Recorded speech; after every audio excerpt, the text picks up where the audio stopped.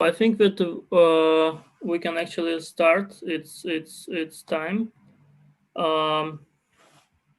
Few technical issues. My name is Ruslan Mamedov, and I am a program manager at the Russian International Affairs Council. We're really glad to co-organize this event on Russia and Pakistan cooperation, discussing, and we will try to discuss today regional interests and global context of this relations. On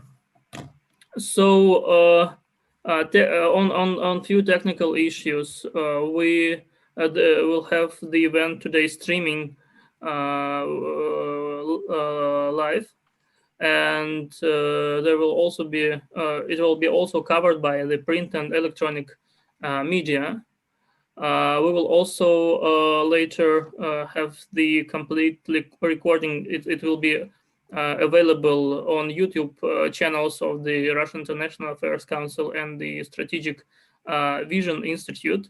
I think that practically all on the technical side, all the issues covered. We will have the online streaming on the websites of the Russian International Affairs Council and the Strategic Vision Institute.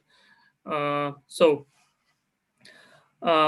here, I would like to start our today's meeting, and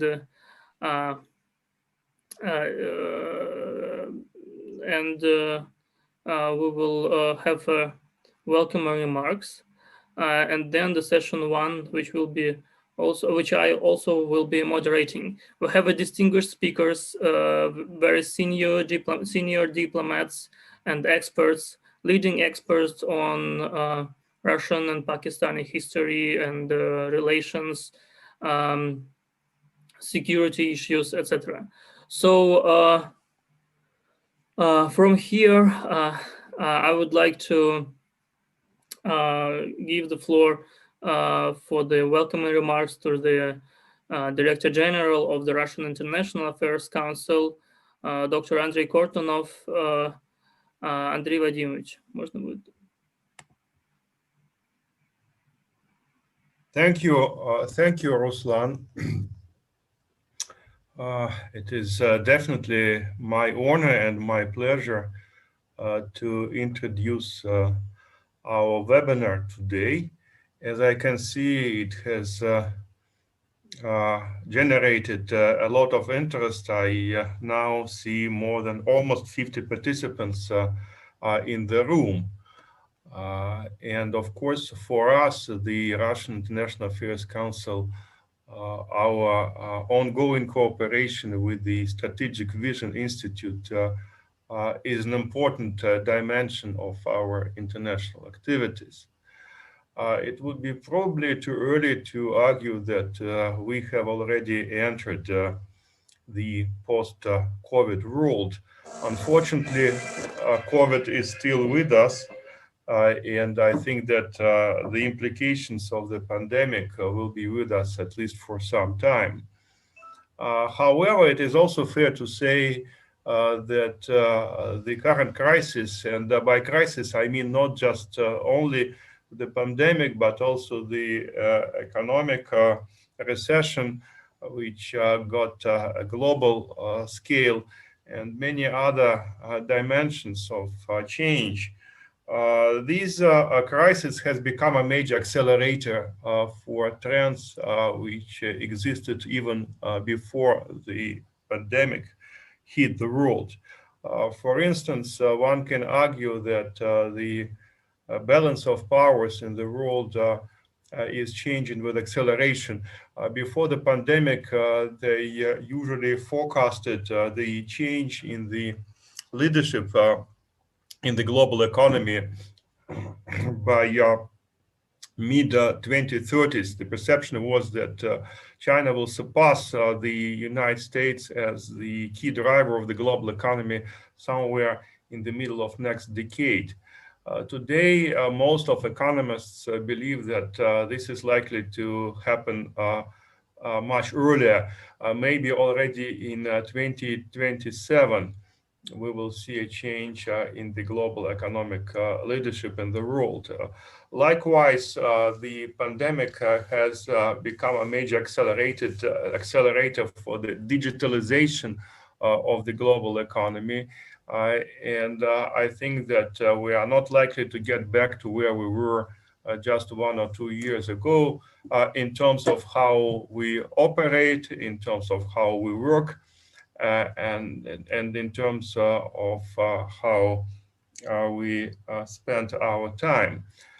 So the changes are unavoidable, the changes are getting faster, and of course these changes have a serious impact on countries like Russia and Pakistan. These two countries are major players, not just in their respective regions, but at the global scene at large. And I think that the current changes create both challenges and opportunities for the Russian Pakistani foreign policy, for how our countries position themselves in this world. I think it's important that today we try to address two broad geographical areas. We're talking about Asia and the position of Russia and Pakistan in Asia in view of the recent developments in this vast continent, but also the Middle East as, of course, one of the most explosive and one of the least stable parts of the world.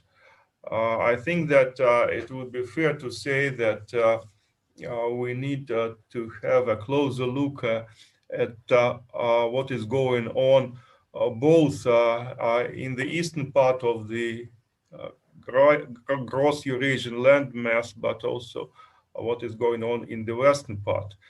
We can see new developments. For example, the Biden administration is clearly committed to make the Quad constellation stronger, more active, and to be more persistent in its containment policy of China. On the other hand, we see new opportunities for institutions like the Shanghai Cooperation Organization and BRICS. Definitely, all alliances have to confront very serious problems. New alliances have to establish themselves and to prove that they are relevant to the current security and development agenda. Let me also say that it's clear that the world has entered a period of deglobalization. We see a significant decline in direct foreign investment.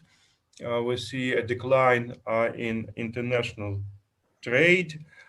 We see a major crisis, which is still with us, a major crisis in international travel. So there are many manifestations of the globalization decline or retreat. And of course, this is something that we also have to analyze and to deal with. But we should not forget that globalization is an objective phenomenon.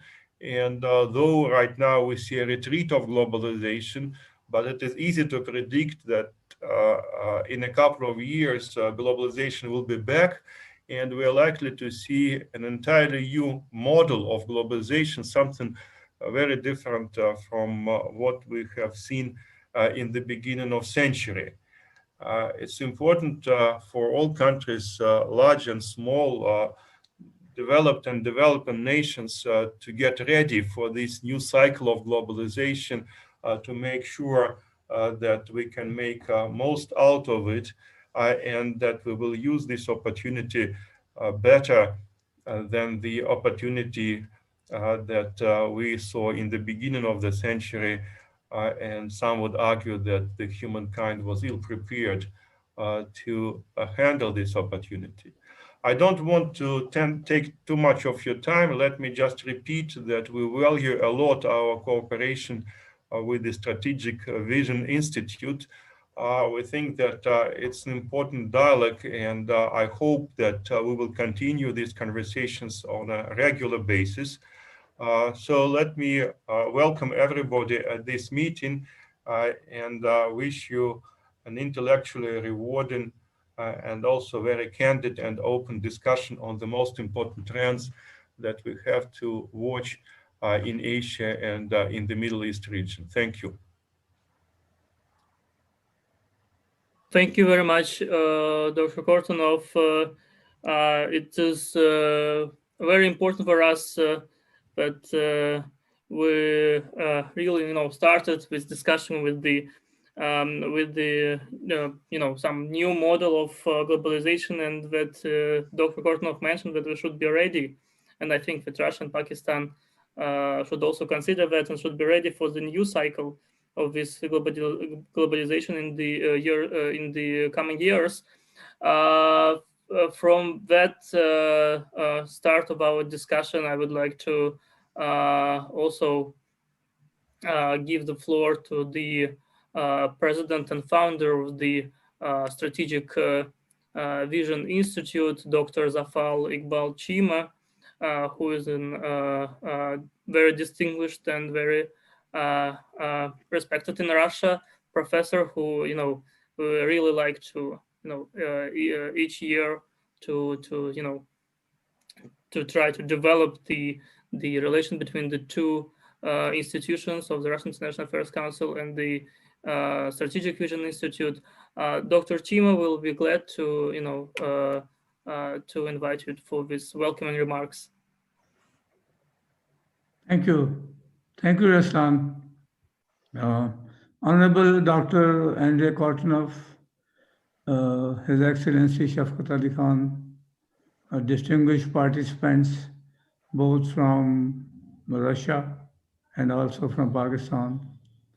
Good morning to the participants from Russia, and good afternoon rather to the participants from Pakistan due to 2 hours time difference between the two. I'm very glad that with the strong support and encouragement and technical provisions by the Russian International Affairs Council, SVI has been able to organize this function jointly with the Russian International Affairs Council to discuss the various dimensions, particularly in two sessions by Russia-Pakistan cooperation and regional interests in the global context. I think first of all, it's important to note that the global context since the end of the Cold War in 1992 have changed a lot. And there are many geostrategic and many political developments which have taken place and which has enabled Pakistan and Russia to review their relationship. And since then the relationship is reviewed. There have been slow but steady progress in Pakistan-Russia relations. There have been relatively better improvement in some of the areas, where in some of the areas the improvement is a little slower, but we hope this will also cope up with the other areas as well. I would first of all like to say that the relationship at the political and diplomatic level, although later on Ambassador Shafqat Ali Khan will dwell it better than me, that this is a very warm relationship. This is a friendly relationship. Pakistan and Russia are quite close to each other from the diplomatic and political point of view. And the relationship is growing and growing at a quite a satisfactory stage between the two countries. Then the relationship has also transcended from purely political and diplomatic relationship to a defense cooperation between the two countries. Although the defense cooperation between the two countries at an initial stage, we have a defense cooperation agreement under which the Pakistani military personnel may be trained at the Russian institution, and we have a military-to-military relationship which is growing rapidly since the development between Russia and Pakistan has taken place on a friendly basis. Similarly, we have progress made in the economic development field. Pakistan and Russia has signed a North-South dialogue gas pipeline project from Karachi toward Islamabad in the north. Although this has been stagnated for some time, but we hope so that the difficulties will be overcome between the two countries and we will have this economic relationship stand on a firm basis. The trade between the two countries is, of course, at the moment is not very at the satisfactory level, but it is gradually increasing. And that gradual increase is a sign of hope that there will be a better bilateral trade between Russia and Pakistan. Similarly, Pakistan is an important member of the SCO, in which regional security, regional development, connectivity, and counterterrorism is being discussed at various intervals and at various levels, right from the summit level to lower levels of the echelons in both the countries. And there is a convergence of interests. I think the happy thing to note between Pakistan and Russia is that there is a gradual convergence of interests between Russia and Pakistan in many areas. And there is a gradual decline in the divergence between Russia and Pakistan in all areas possible. So that's a very happy trend which is being established between Russia and Pakistan. Similarly, we have a good cooperation at the various Asian levels, and also the good understanding is developing between Pakistan and Russia in the Near East and in the Middle East, particularly the Gulf regions. I remember Mr. Aslan being invited by the SVI in 2019, February 2019, where we organized a kind of a rapprochement program between Saudi Arabia and Iran. It went very well, and there was a very candid presentation by Mr. Aslan at that time that was very helpful from us to understand that how can the improvement be made better between the two countries. Similarly, there are other areas of convergence which are gradually more and more and expanding between Russia and Pakistan. And the areas of divergence are gradually minimized at the various levels. I think there's a good improvement in South Asia. Russia is now playing a more active role in South Asia in diplomacy and in political terms. We understand Russia has its historical obligations vis-a-vis India, but we are quite satisfied with the progress which has been made by Pakistan and Russia relations. So that augurs well for the both countries at that level. Similarly, there is a good understanding at the international dynamics which have been taken place gradually since the end of the Cold War. The international global order is certainly is going to change and is gradually changing. As Honorable Andre Corton has very rightly mentioned, that we are expecting People Republic of China to economically being a very important and a significant country, which might even take over the United States of America. Similarly, the Indian economy is coming up as the third important or fourth important economy in the world. So Asia is now gradually playing a better role in the global politics and the global order which is developing at the international level. Similarly, there are other developments which are taking place, and not be the time allotted to me is 10 minutes. I will not be able to gloss over all those developments, and eventually our experts from both sides, from Russia side and from Pakistan side, in the session 1 and session 2, will eventually deal with those programs. I would like to beg leave here and wish you a good seminar. Over to Mr. Aslan Mamdo. Thank you very much, Dr. Cheema. We're very glad to hear such warm words And as you mentioned, and thank you for your evaluation of the state of the Russia-Pakistani relations. As you mentioned, there is a small but steady progress in the bilateral ties, and we really hope that we will have this steady progress growing. And I'm really pleased, and we are really honored to have with us today His Excellency Shavkat Ali Khan, Ambassador of the Islamic Republic of Pakistan to the Russian Federation. His Excellency served in many countries, and he has a very distinguished academic and diplomatic record.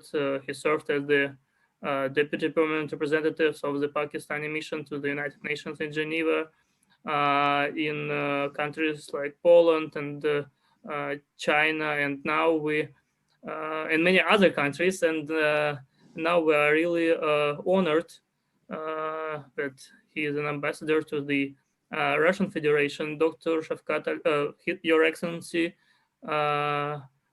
kindly, the floor is yours. Thank you very much, sir. First of all, I wish to thank the organizers of the seminar.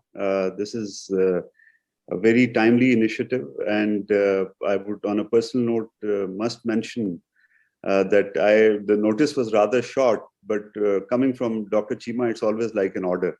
He just simply sent a message, you find time and join it. And I must, on a personal note, mention that when I started my career, the first job I had was as a lecturer at the Qazi University. And he held my hand and brought me into, settling me into the new profession. I always remain, he's like a teacher to me.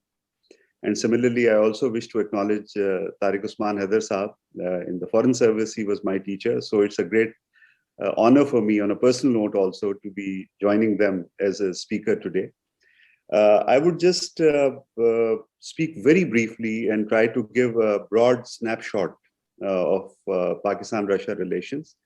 And I must say that Dr. Cheema has already covered a lot of ground on that count. And when he was speaking, I was thinking that, you know, your lips and my words, I mean, that was coming to my mind. But thank you, sir, for that. And very briefly, I would want to start my remarks by stating the obvious, that relations with Russia remain an important priority of Pakistan's foreign policy. The two countries in the past 2 decades have sincerely pursued development of friendly, cooperative relations. And today, these relations are marked by deepening trust and expanding win-win cooperation. And I wish to emphasize the point of trust here, that maybe in terms of publicly visible goods, there may be, some people may find that there aren't enough to show. But I think in diplomacy and the kind of relations we want to build, the trust we feel as diplomats here, it's remarkable. The depth of dialogue we have, the frankness we have, the candor we have, the kind of discussion, and the agenda of our discussions is very wide. But the most important thing is, I think it's a great success between the two countries of development of this kind of a strategic trust between the two sides, understanding each other and talking very frankly. Government of Pakistan particularly acknowledges President Vladimir Putin's vision of strong friendly relations between the Russian Federation and Pakistan. And I wish to emphasize, parallel to this, successive governments in Pakistan have invested in relations with Russia as a priority. And this you can see, there have been various governments in the last 20 years in Pakistan. They may not see each other eye to eye on many issues, but on relations with Russia, each government has invested to promote these relations. And the development of strong relations with Russia enjoys strong bipartisan political consensus in Pakistan. And any observer would, I'm not saying something as a part of diplomatics, it is any observer would agree with that. This consensus is rooted in a realistic appraisal of a strategic context, regional dynamics, new challenges in global arena, and normative principles also. I would elaborate upon this point of normative principle later on. Russia is part of our extended neighborhood. regional stability and security in this part of the world is difficult to sustain without full involvement of the Russian Federation. And both our countries face common threats and challenges, ranging from terrorism and narco trafficking to instability and chaos. In the larger context, we look at Russia as a factor of stability. And I wish to emphasize this. In the larger context, we look at Russia as a factor of stability in the wider Asia and beyond. It is a remarkable achievement of the Russian diplomacy that it has built friendly relations with every country from the Northeast Asia to Levant. This is also mirrored in Russia's excellent relations with the Muslim world, where it enjoys enormous respect and prestige. Most important for us is the premium Russia places on its strategic autonomy. Just as Russia pursues relations with all countries independently, our bilateral relations with Russia stand on their own. This is an important point. They are neither a product of any peculiar geopolitical contingency, nor are they impacted by our relations with third countries. Our growing interaction is not meant to target another country, and in fact represents a model of win-win cooperation in a fraught global and regional context. An important, though less commented aspect of Pakistan-Russia bilateral equation rests on our common approach to the centrality of the UN Charter and adherence to the principles of international law as a basis to bring stability to our increasingly chaotic world. We remain committed to important principles like sovereign equality and non-intervention in internal affairs of states. This is reflected in our common approach to most of the issues on international multilateral agenda. Our diplomats work closely on all important issues, including human rights, humanitarian affairs, economic and social issues, reform of the UN Security Council, disarmament, and emerging issues like cybersecurity and internet governance. This normative convergence provides a ballast to our friendship. Moreover, our cooperation also covers Russia's growing relations with the OIC. We appreciate Russia's opposition to universalizing one particular value system and its championing of issues of concern to the developing countries. Another important aspect is the Eurasian connectivity. The dreams of roads and a network of roads and railways connecting Vladivostok and Tianjin with Hamburg and Rotterdam is, I think, within our grasp now. The political conditions have been created, institutional mechanisms have been created. This is the wave of the future. And the Russian initiative for harmonizing the Greater Eurasian Partnership and with the BRI, I think this opens further avenues for Pakistan-Russia cooperation. We look at it with great interest, and we look forward to further enhancing our cooperation with the Russian Federation in this arena also. We remain grateful to Russia's support to our membership of the Shanghai Cooperation Organization. SCO is a bold venture in regional multilateralism based on principles of sovereign equality and common security for its wide membership, including most of Eurasia and South Asia. Our membership of SCO has opened new vistas of cooperation and coordination between Pakistan and Russia. We look forward to working together to give greater strength to this important organization. Pakistan and Russia are today working closely for restoration of peace and stability in Afghanistan through an Afghan-led and Afghan-owned peace process. There is remarkable harmony in our approach to this issue. In this vein, let me congratulate the Russian government for the successful meeting of extended Troika in Moscow on 18th March 2021. In the past years, our two countries have been successful in putting in place a solid architecture for exchange of views, consultations, and coordination on a wide range of issues. This architecture encompasses issues from questions of strategic stability and counterterrorism to economic and trade relations. In terms of economic relations, our bilateral trade last year hit an all-time high of $730 million. Yet both sides acknowledge, as rightly pointed out by Dr. Cheema, that this figure still does not reflect the true potential. The economic ministries in Islamabad and Moscow are working to further expand our trade, and we are trying to open new sectors. And I'm happy to report that this year we will see the first export of Pakistani mangoes to Russian Federation on a commercial scale. North-South gas pipeline, which has recently been renamed as Pak Stream, is a concrete project which we hope will become a flagship of Pakistan-Russia economic relations. Our energy ministries are working closely on this, and in the recent weeks, important progress have been achieved. We also note with appreciation Russian Federation's continuing interest in other important projects like revitalization of Pakistan Steel and improvement of Pakistan Railways. The COVID pandemic prevented the convening of the scheduled session of Pakistan-Russia Intergovernmental Commission on Trade, Economic, Scientific and Technical Cooperation last year in Moscow. We hope the postponed IGC will be convened this year, and various ideas for promotion of Pakistan-Russia economic relations will take concrete shape. Pakistani authorities are also exploring the possibility of organizing a Pakistan-Russia economic conference and a single country exhibition later this year or early next year in Moscow.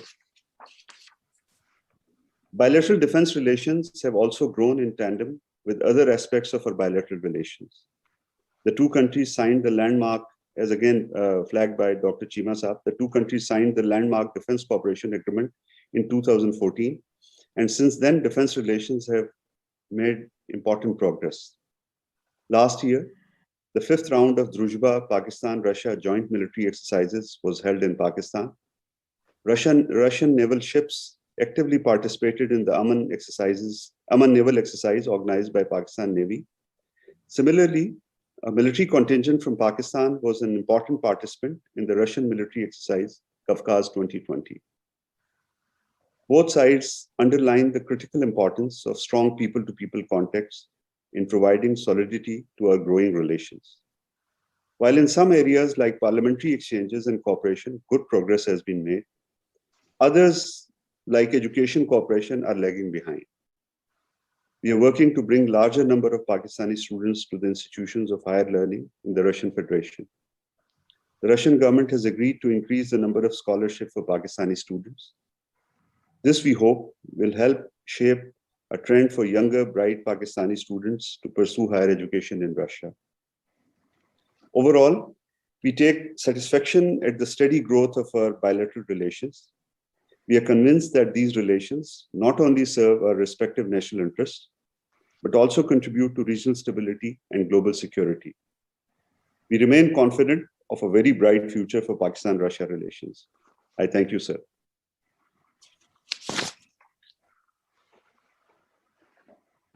Thank you very much, Your Excellency. Thank you for this broad assessment of the Russian-Pakistani relations.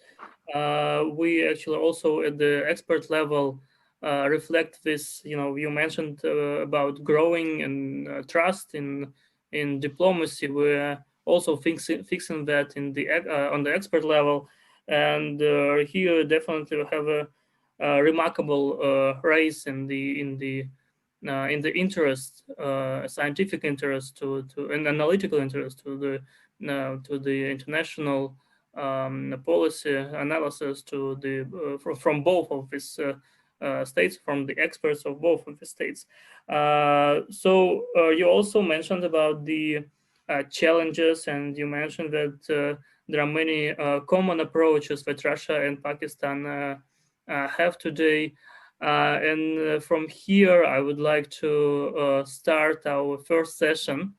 And the first session, we, with the colleagues from the Strategic Vision Institute, named as Russia and Pakistan towards mutually beneficial partnership.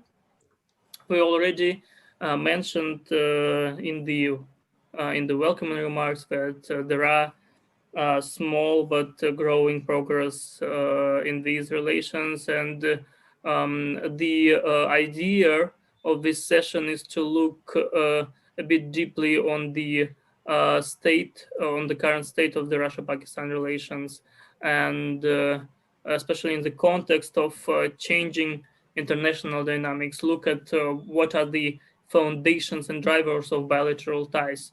We will also discuss the Russia and Pakistan in the framework of Shanghai Cooperation Organization. There are definitely convergence in the approaches of both states in Afghanistan, Central Asia, and other issues. So from here, I would like to give the floor to our first speaker. We have very distinguished speakers from Russian and Pakistani side. I would like to start with the first speaker, like in the program, Mr. Zeeshan Hayat, who is a senior research associate at the Strategic Vision Institute. He has a has a very distinguished analytical record, and his dissertation is particularly focused on Pakistan-Russia relations and challenges and prospects for the future cooperation. So I would like to give the floor to Mr. Hayat. Hello, can you hear me? Yes. Thank you so much. Thank you so much, Mr. Mehmadov. First of all, I would like to thank Dr. Zafar Cheema and the organizer of this webinar for giving me this opportunity to speak on a very pertinent and contemporary topic. As the honorable speakers before me very aptly covered the different aspects of Pakistan-Russia relations. So in my talk, there will be some overlapping, but one has to deal with it. So now coming on to the topic quickly because of the paucity of time, I would like to say that if one scans the global environment, it's not difficult to note that the US has increased its struggle to regain global preeminence. The major parts competition has stifled, which is underpinned by the Russia-China entente and the building of Quad axis. So as a consequence of these changes, states are also readjusting their relationship. The relationship between where countries that were once at odds with each other are now very slowly gravitating toward the rapprochement. Now, looking at some history of the bilateral relationship, it was mostly dominated by the Cold War politics and later by the US global hegemony, in which US was the center of attention of the whole world. The ice between the two countries started melting, especially when President General Musharraf visited Russia in 2003. The joint statement issued after the meeting between the two heads of states mentioned the foundations on which both countries can strengthen their relationship. These foundational areas include close economic interaction, developing contacts in the field of culture, science, and education, combating terrorism and drug trafficking, bringing peace in Afghanistan, cooperation closely in diplomatic forums on strategic stability, and moving towards a just and equitable global political and economic order based on sovereign equality of all states as envisaged in the UN Charter. Now, in the aftermath of this visit by President Musharraf, there have been numerous reciprocal visits by the officials of both countries, which helped in advancing the cooperation between the two states. Currently, there are a number of areas which are driving this relationship, which include bringing peace and stability in Afghanistan, strategic stability issues, counterterrorism, and military-to-military cooperation. It is also important to note that Pakistan is also a permanent member of the Shanghai Cooperation Organization, which aims to fight terrorism, extremism, and separatism. And cooperation on these three scourges with the forum as well. During September 2020, Chairman Joint Chief of Staff Committee, General Nadeem Raza, visited Moscow to attend the Defense and Security Cooperation Conference under the SCO aegis. During his visit, General Raza also met with Chief of General Staff of the Russian Armed Forces and discussed matters of bilateral military cooperation and regional security dynamics. It is also interesting to note that Pakistan will also be hosting the anti-terror military exercise of the SCO member state this year in September, October as well. Now, secondly, bringing peace and stability in Afghanistan is an important area of convergence between Russia and Pakistan. Russia's chief concern from Afghanistan is the spillover effect of instability and drug trafficking to the Central Asian countries that can also affect Russia. Pakistan shared these concerns and repeatedly reiterated that stability in Pakistan is dependent on peace in Afghanistan.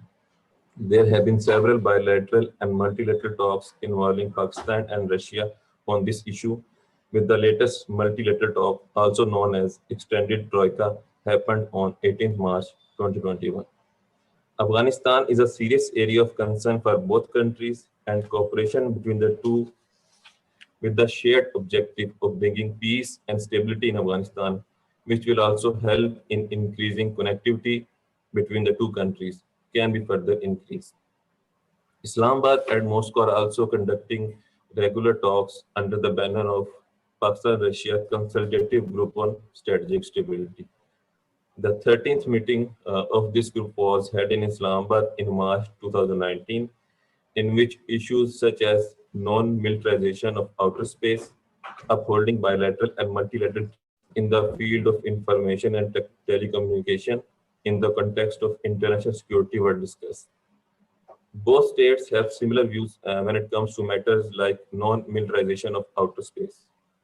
On 22nd May 2019, Pakistan and Russia have pledged on no first placement of weapons in outer space. The joint statement highlighted that Pakistan and Russia share a common position on the prevention of arms race in outer space and work collectively at various international fora toward that goal. Now, coming on to counterterrorism, counterterrorism cooperation is another area where the militaries of the two sides are engaging regularly. Both countries are conducting bilateral counterterrorism military exercises since 2016, with the latest one was held in Pakistan in November 2020. Pakistan has also been participating in international multi-party military exercises in Russia since 2019, with the latest participation in Caucasus 2020 in September. There is also a joint working group on counterterrorism between the two countries, whose last meeting was held in November 2019 in Moscow. Now, coming on to the military-to-military cooperation, which is becoming a regular feature of Pakistan-Russia bilateral ties, the foremost step in this cooperation was the Russian decision to lift the self-imposed arms embargo against Pakistan in 2014. After that, Pakistan purchased 4 Mi-35 attack helicopters from Russia for counterterrorism cooperation, and non-combat Mi-171E helicopters have also been delivered to Pakistan. In 2015, Pakistan also signed a deal with Russia to import Klimov RD-93 engines for the JF-17 Thunder aircraft. Though this is not a significant defense cooperation during Cold War, even these baby steps are very important. Now, coming on to the conclusion of my talk, I would like to say that Pakistan-Russia relations are moving in the right direction, and it will take consistent efforts to convert these into a strategic one. There is a need to improve economic and people-to-people ties between the two countries. The bilateral trade currently stand at approximately around $600 million, which needs improvement. The resolution of debt issue between the two countries last year and new understanding on the construction of north-south gas pipeline in Pakistan are positive developments, which can help in boosting the trade ties.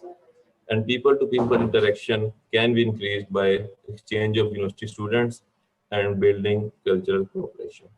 I will end my talk here and will be happy to answer any question. Thank you.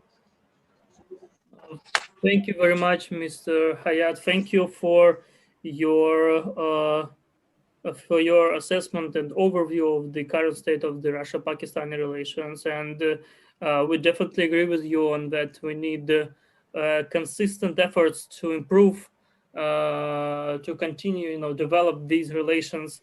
And here I'm glad that and I'm honored to introduce our next speaker, who is the leading Russian expert on the history of Pakistan and Russia-Pakistani relations, Dr. Professor Vyacheslav Belokrenitsky. He is the head of the Center for the Study of Near and Middle East at the Institute of Oriental Studies of the Russian Academy of Sciences. Vyacheslav Yakovlevich, kindly, we would like to ask you to share your view on the state of Russia-Pakistani relations.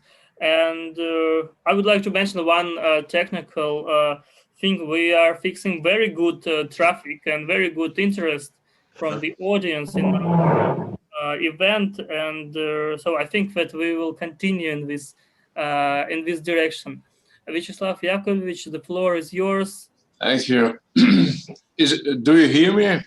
Yes, it's quite well connection. Well, thank you very much. I'm really honored and thankful to the organizers of this event, of this webinar.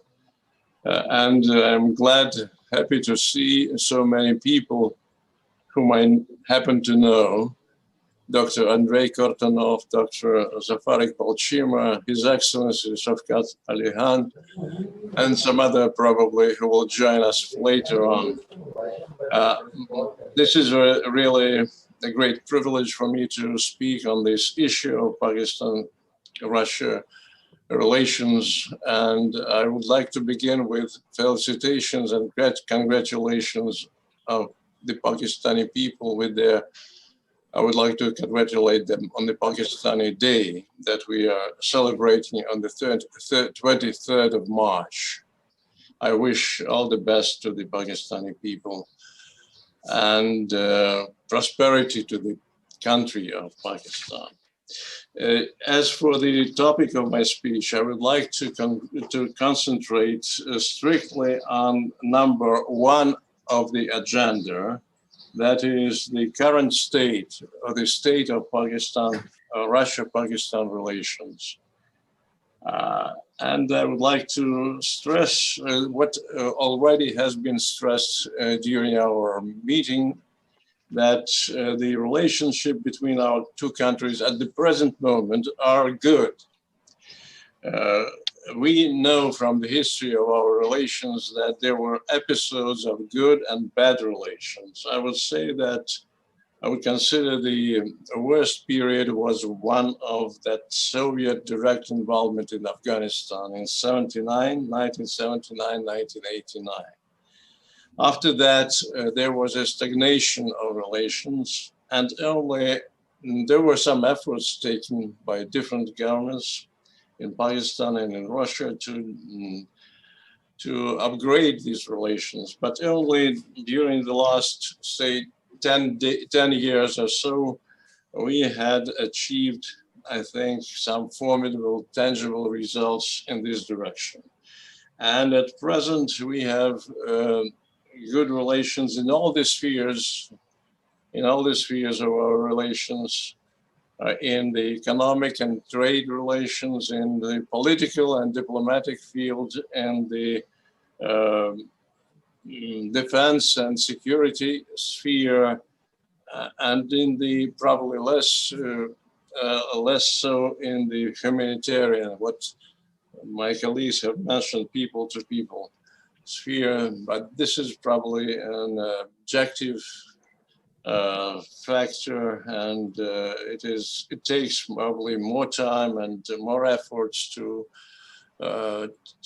make improvements in this particular and very important sphere. You know that in the Soviet time, we used to consider economy is the basis of relationship, and the social life and politics is the superstructure. But it turned out to be not so, as economics and politics are interrelated and both are important. But still, we cannot disregard the basic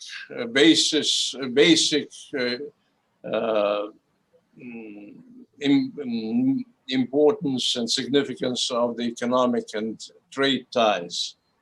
Therefore, I will first of all speak and say some words about the relations in this sphere.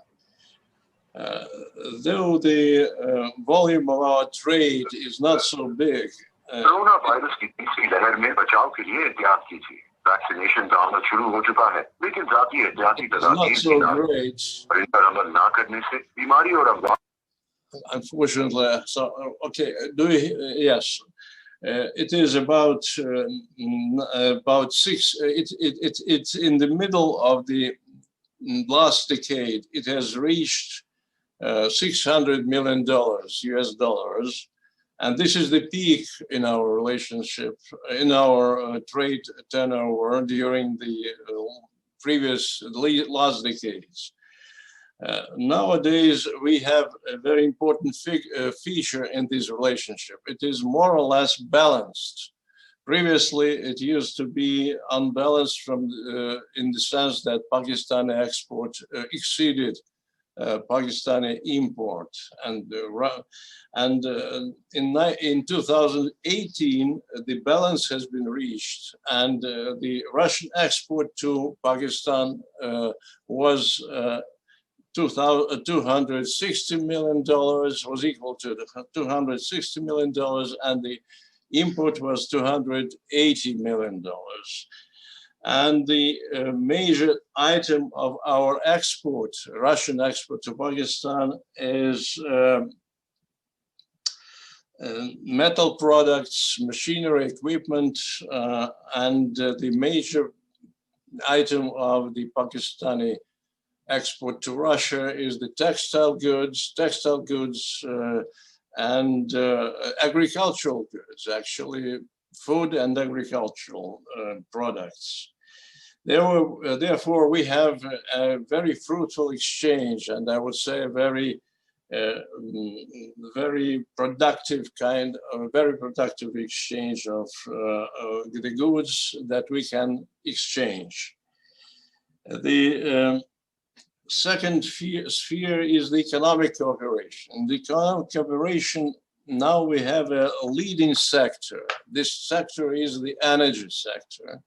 And as it has been already mentioned, we have achieved certain progress in this field. In 2015, an agreement was signed to construct a gas pipeline from the seaport of Karachi to Lahore, the industrial heart of the Punjab and the whole country. And it was named the North-South gas pipeline. One wonders why not South-North pipeline. Still in all this, there turned to be some hurdles in the way of implementing of this project. And only recently, in the end of the last year, after the meeting of Russia-Pakistan Technical Committee in Islamabad, these hurdles were removed, and there was an agreement reached that this pipeline, a big diameter pipeline, will be constructed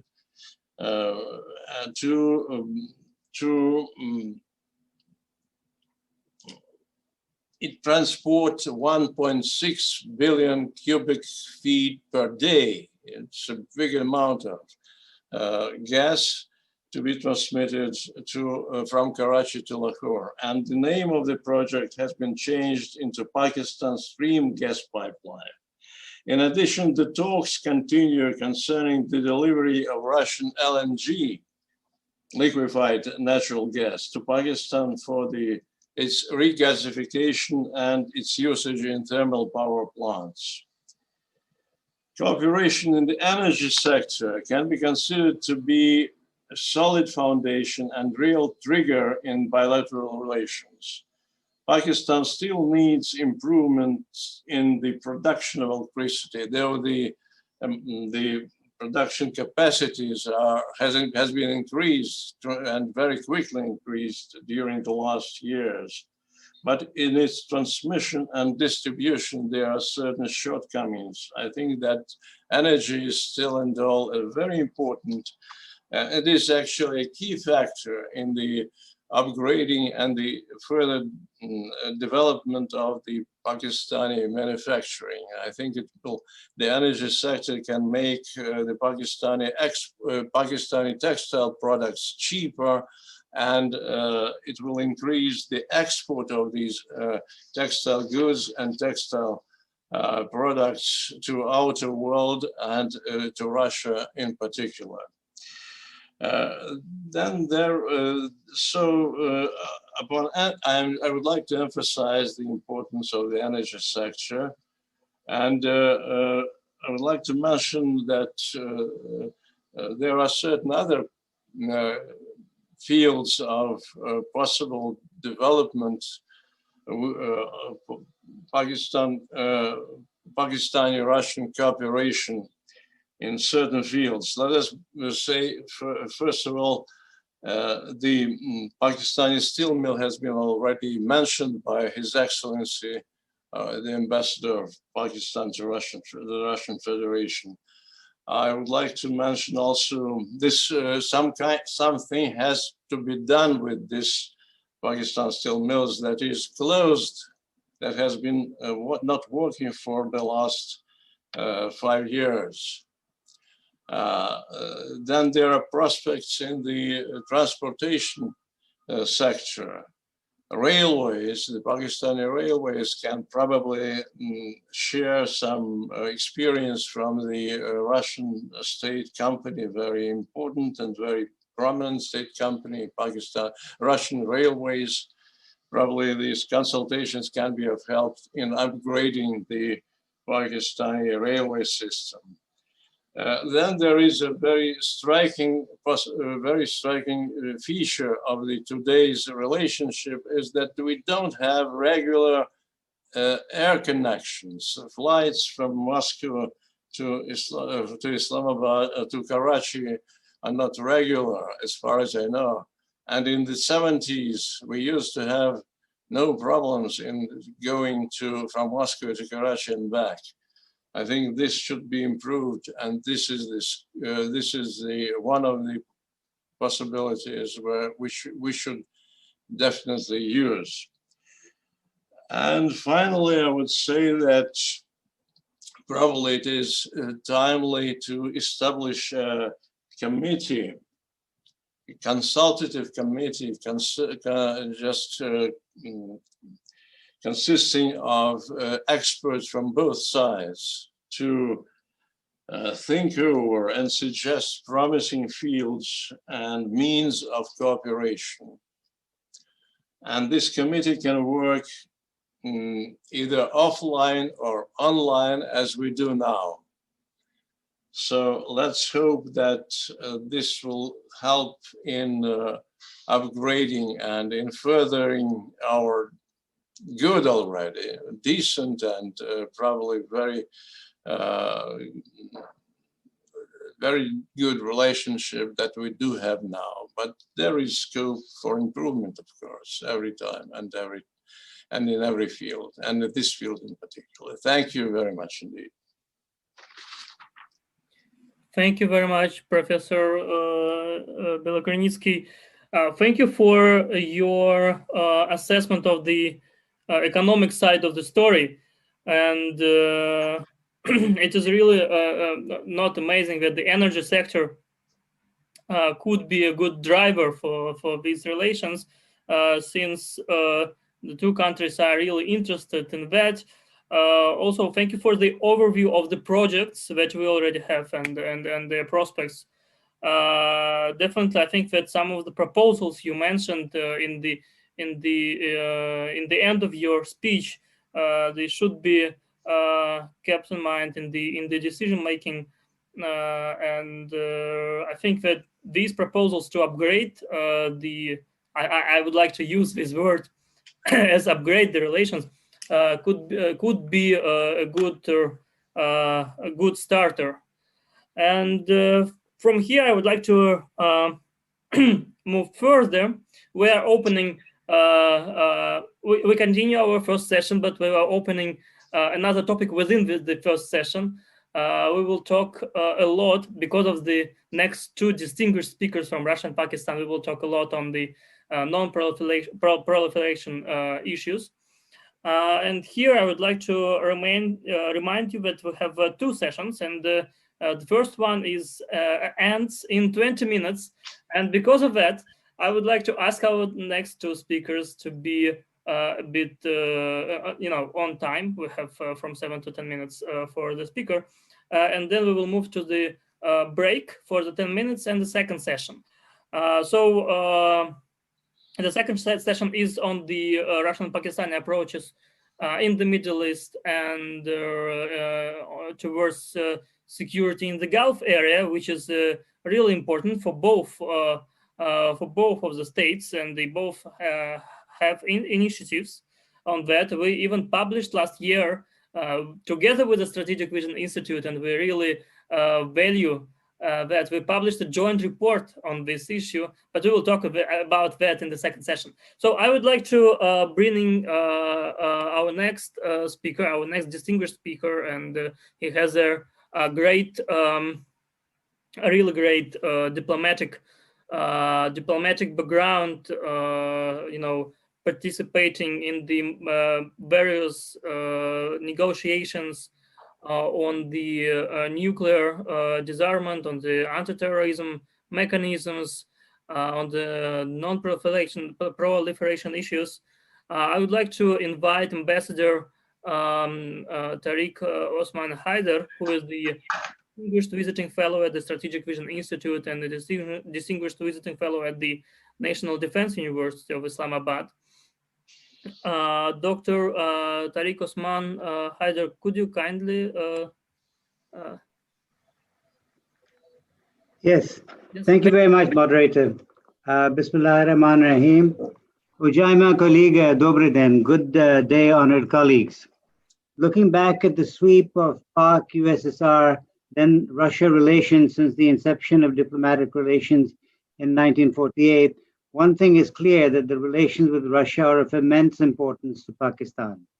There have been missteps and misperceptions on both sides, with ups and downs, which have necessitated a steady and successful process of trust building in the last so many years. To give one example, it is widely believed that Prime Minister Liaquat Ali Khan turned down the invitation to visit the USSR and instead went to the USA. In fact, he was keen for the visit to take place, and his team had been assembled, including a young army officer, Sabzada Yaqub Khan, later our foreign minister, who was picked up then because he had picked up Russian as a POW during the Second World War. Negotiations for the visit had begun through our ambassadors of both countries in Tehran, but when they were switched to Delhi, they became stalled, and hence the Prime Minister went first to Washington. India has remained a factor in constraining military and other cooperation with Pakistan, as President Putin admitted to President Musharraf in their meeting in 2006 in New York on the sidelines of the UN General Assembly, which I attended. I was present. During the Cold War, relations were difficult, as again after the 71 war with India, and again during the Soviet involvement in Afghanistan. In the intervening period, Russian peacemaking at Tashkent to end the 65 Indo-Pak War gave the political boost which unlocked both economic and military cooperation. This is also the case in 1972 when Mr. Prime Minister Bhutto visited Moscow and economic cooperation restarted. After the Afghanistan involvement ended, relations again improved. The Soviet Union built the Karachi steel mills, major thermal power facilities at Muzaffargarh, Guddu, and elsewhere, and helped Pakistan in the establishment of the OGDC, the Oil and Gas Authority. The 1.1 million tons Pakistan steel mill became the largest industrial project in Pakistan. Thousands of young engineers and technicians were sent to Russia to master technology in many disciplines. Many Russians came here to teach and build in Karachi. The construction and other expertise gained in the process led to the deployment of many Pakistanis throughout Pakistan, but also in the wave of Pakistani labor technicians and engineers assisting in infrastructure and other construction projects in the Gulf and Middle East, whose foreign remittances largest their families in this country benefit to this day. There has been a consistent effort on the part of Pakistani leaders, all Pakistani leaders and political parties, to improve relations with Russia.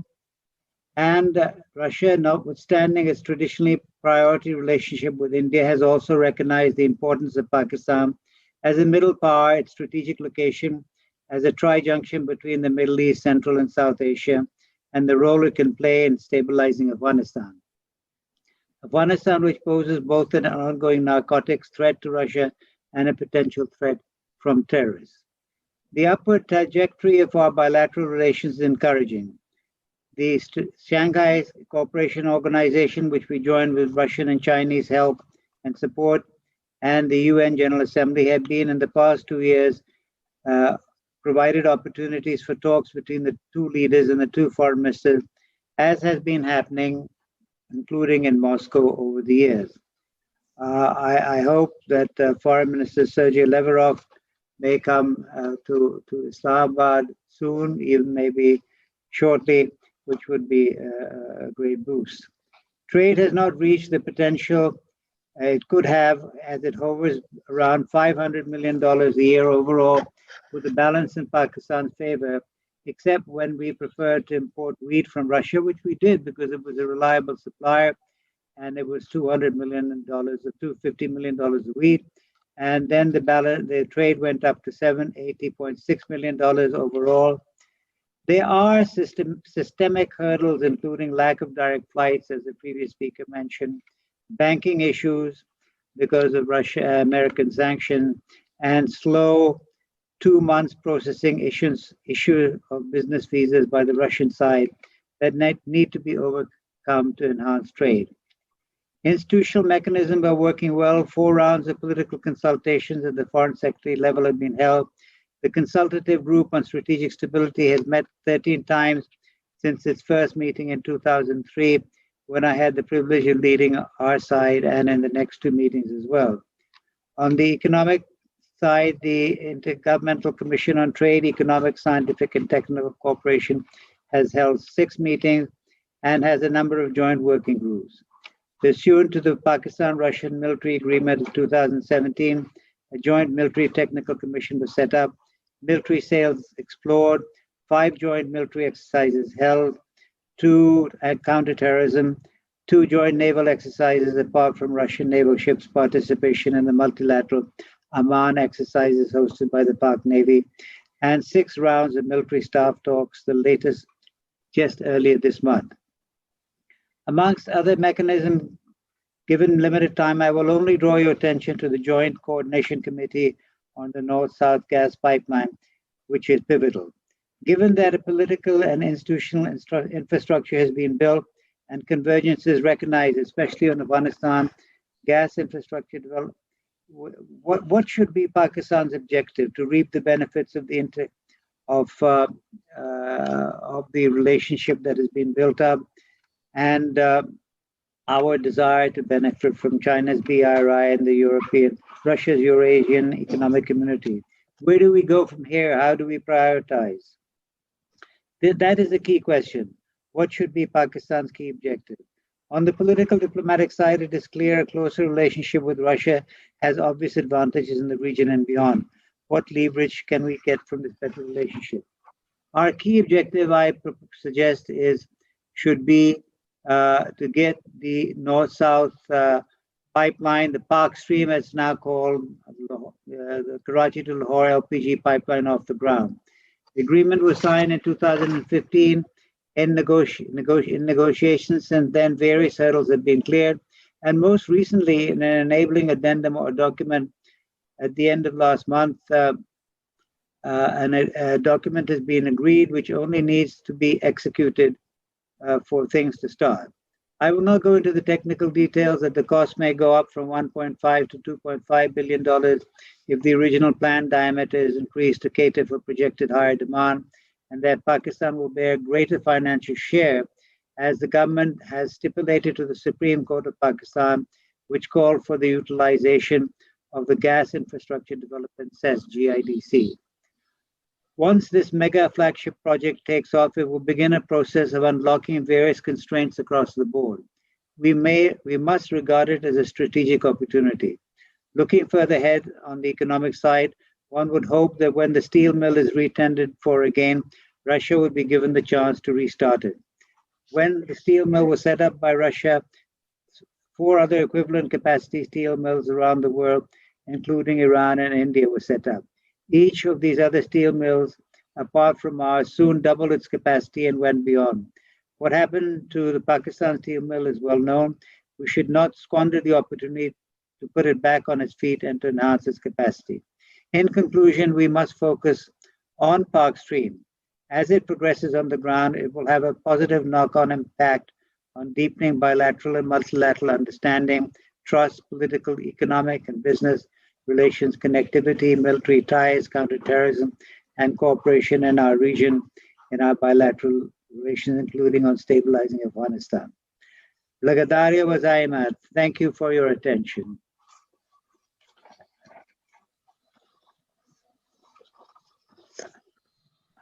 I think I'm just within the 10 minutes.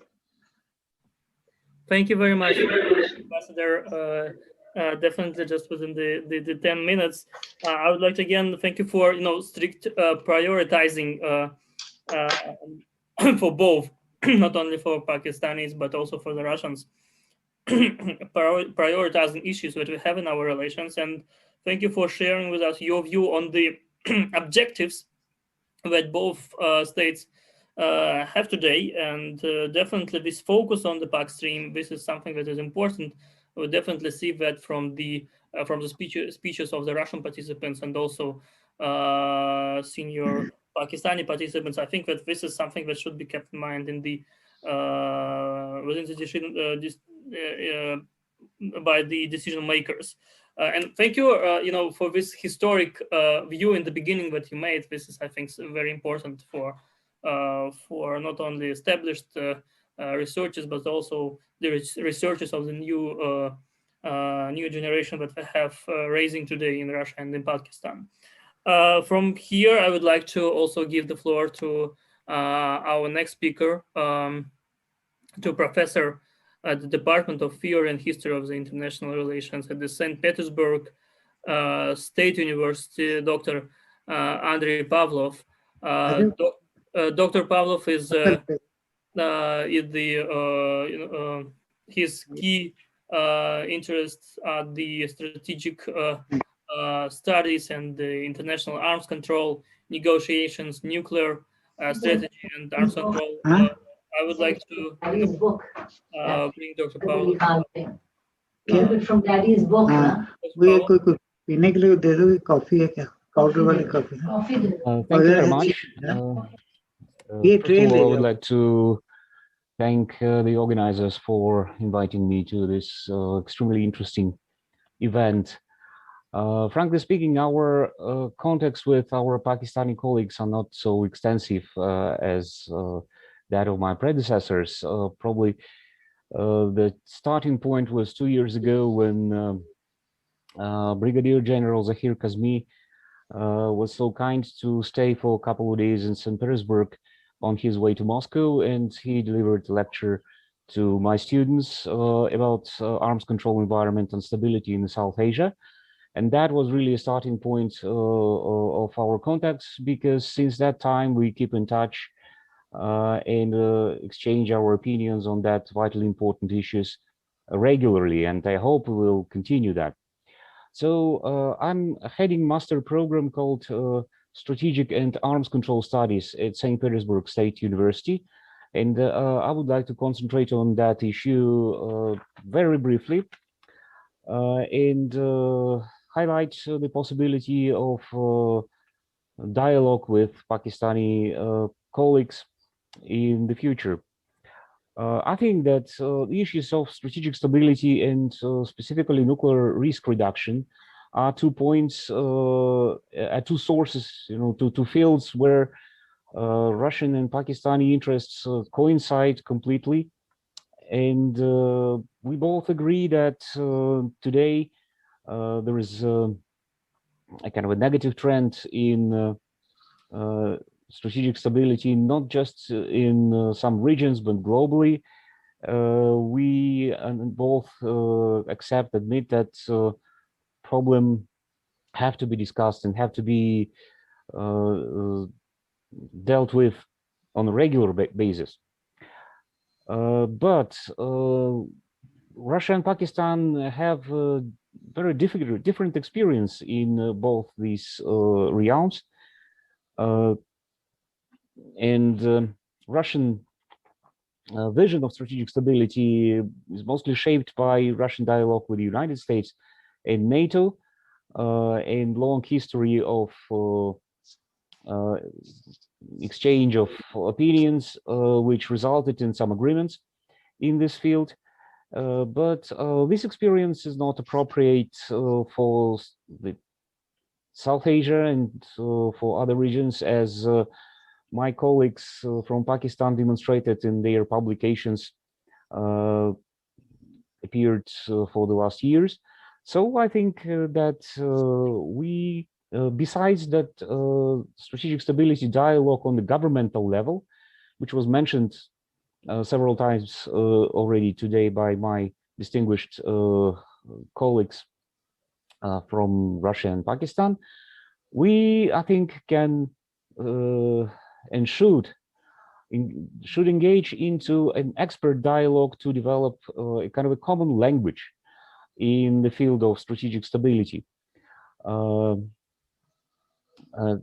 Because that common language is necessary for intergovernmental dialogue and for future probably negotiations on strategic stability and maybe arms control too. That kind of expert discussion preceded in history in the past the arms control negotiations between Russia and other countries, mostly United States and Western Europe. Okay, and second realm where we, I think, can cooperate with our colleagues from Pakistan is the question of nuclear risk reduction, because we also have very different experiences in that field, very specific experiences. The dialogue in here can be kind of a experience exchange, because we both acknowledge that the nuclear risks are growing, and this is widely accepted in world expert discourse in the field. So this dialogue can be a kind of mutually beneficial.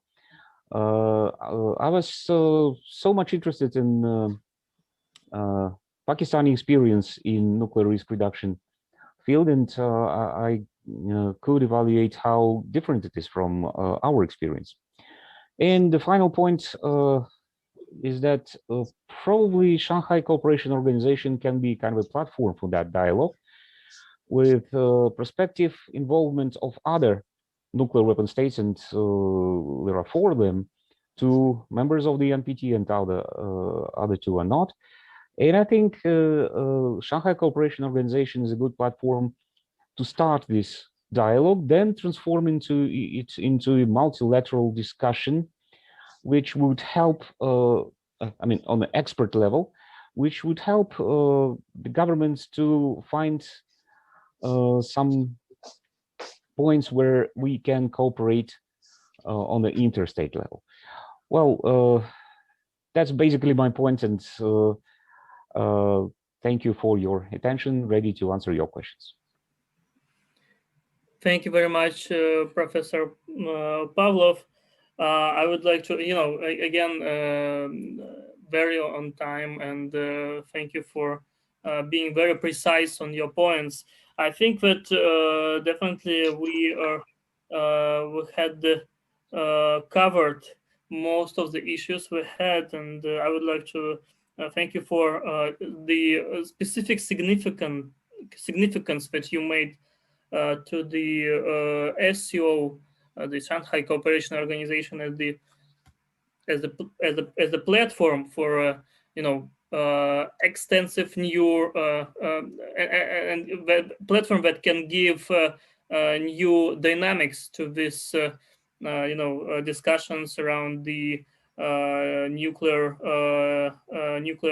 issues and security. So definitely just because of the risks are growing, as you said.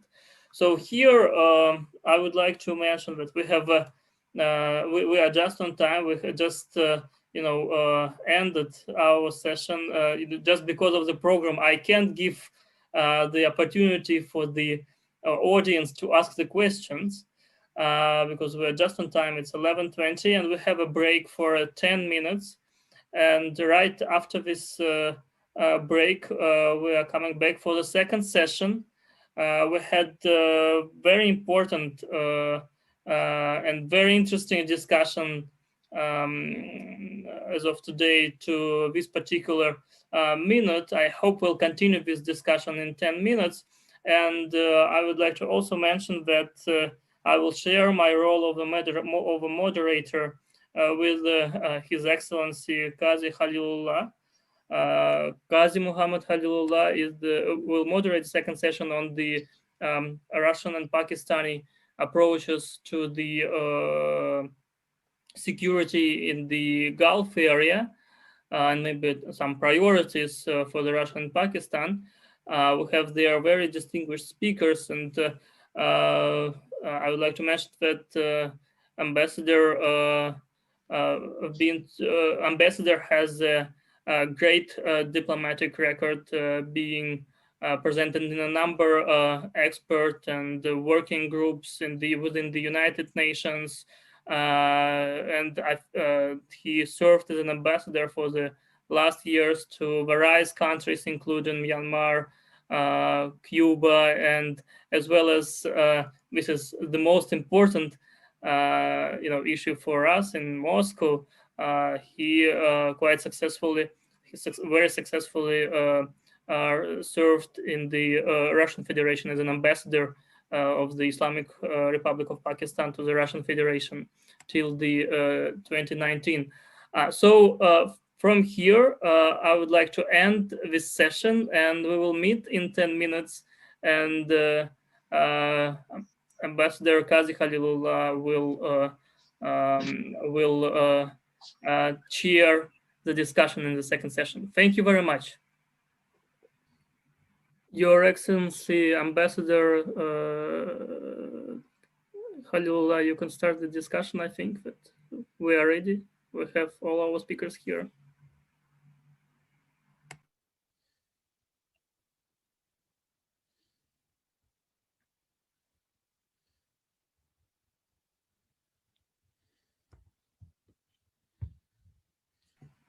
Kindly switch on the mic.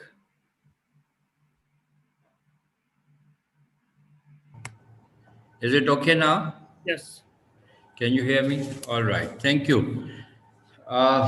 Thank you, Господин Ruslan Mamido, for handing over the second session to me. And also, thank you very much for my introduction to the speakers.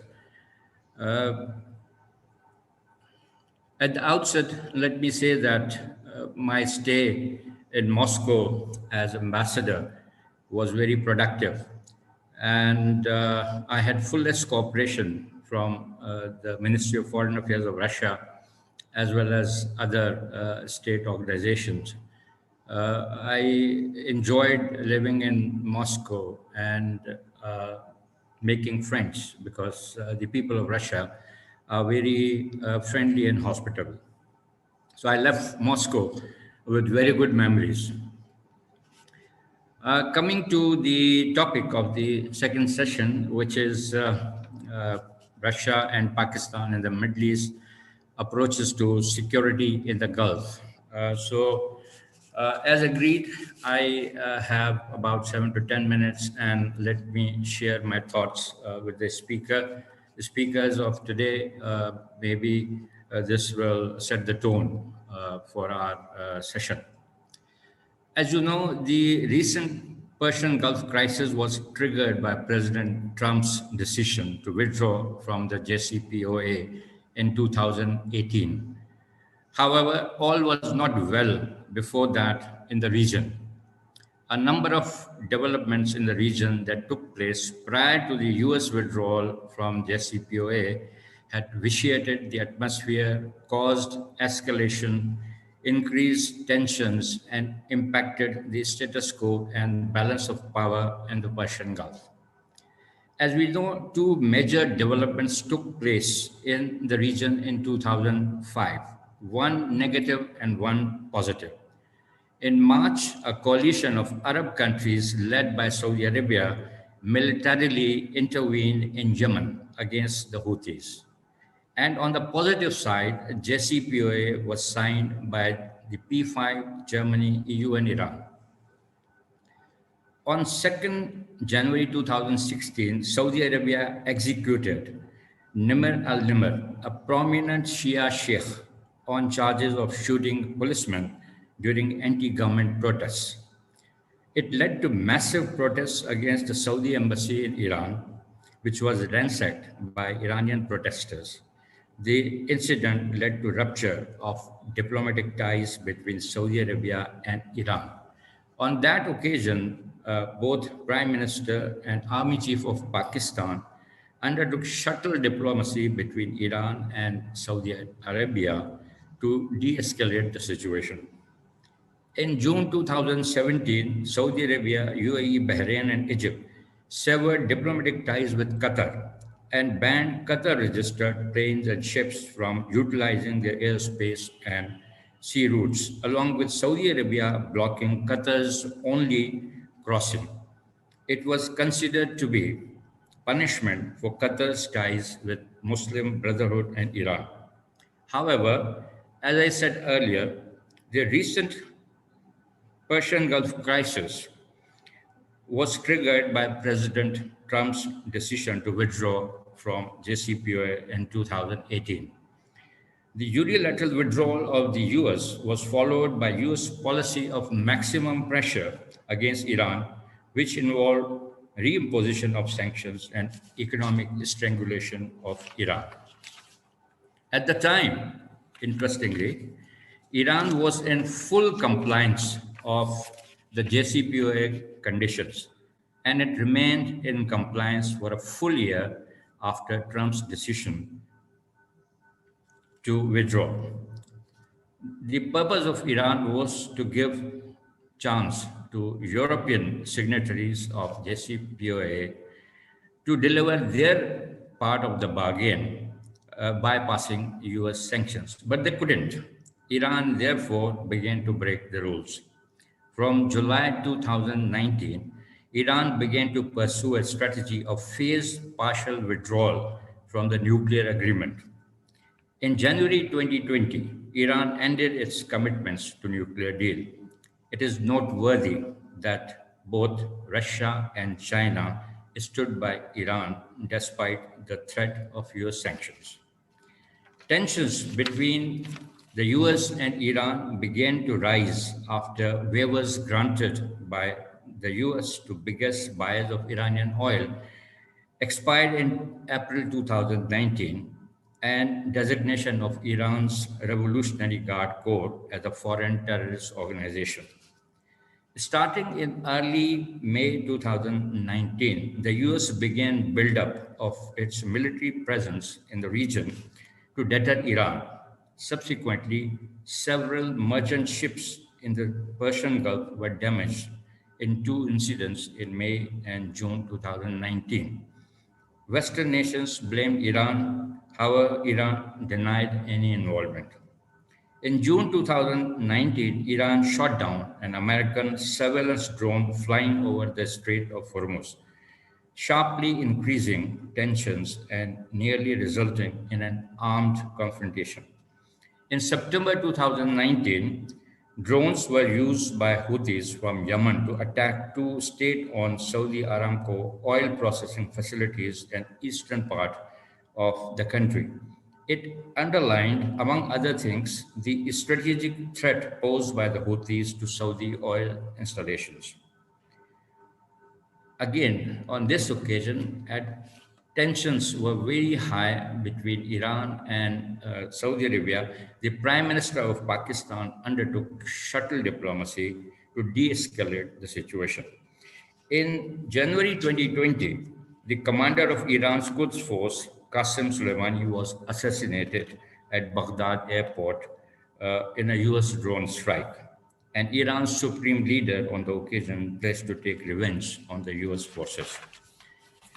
The US and Iran nearly entered into an open conflict on 8th January 2020 when the IRGC launched missile attacks against two military bases of US in Iraq,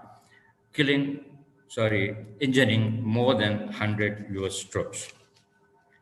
As Iran's response to all US provocations was to defy the logic of coercive diplomacy, President Trump's maximum pressure campaign against Iran therefore utterly failed to enhance regional or global security.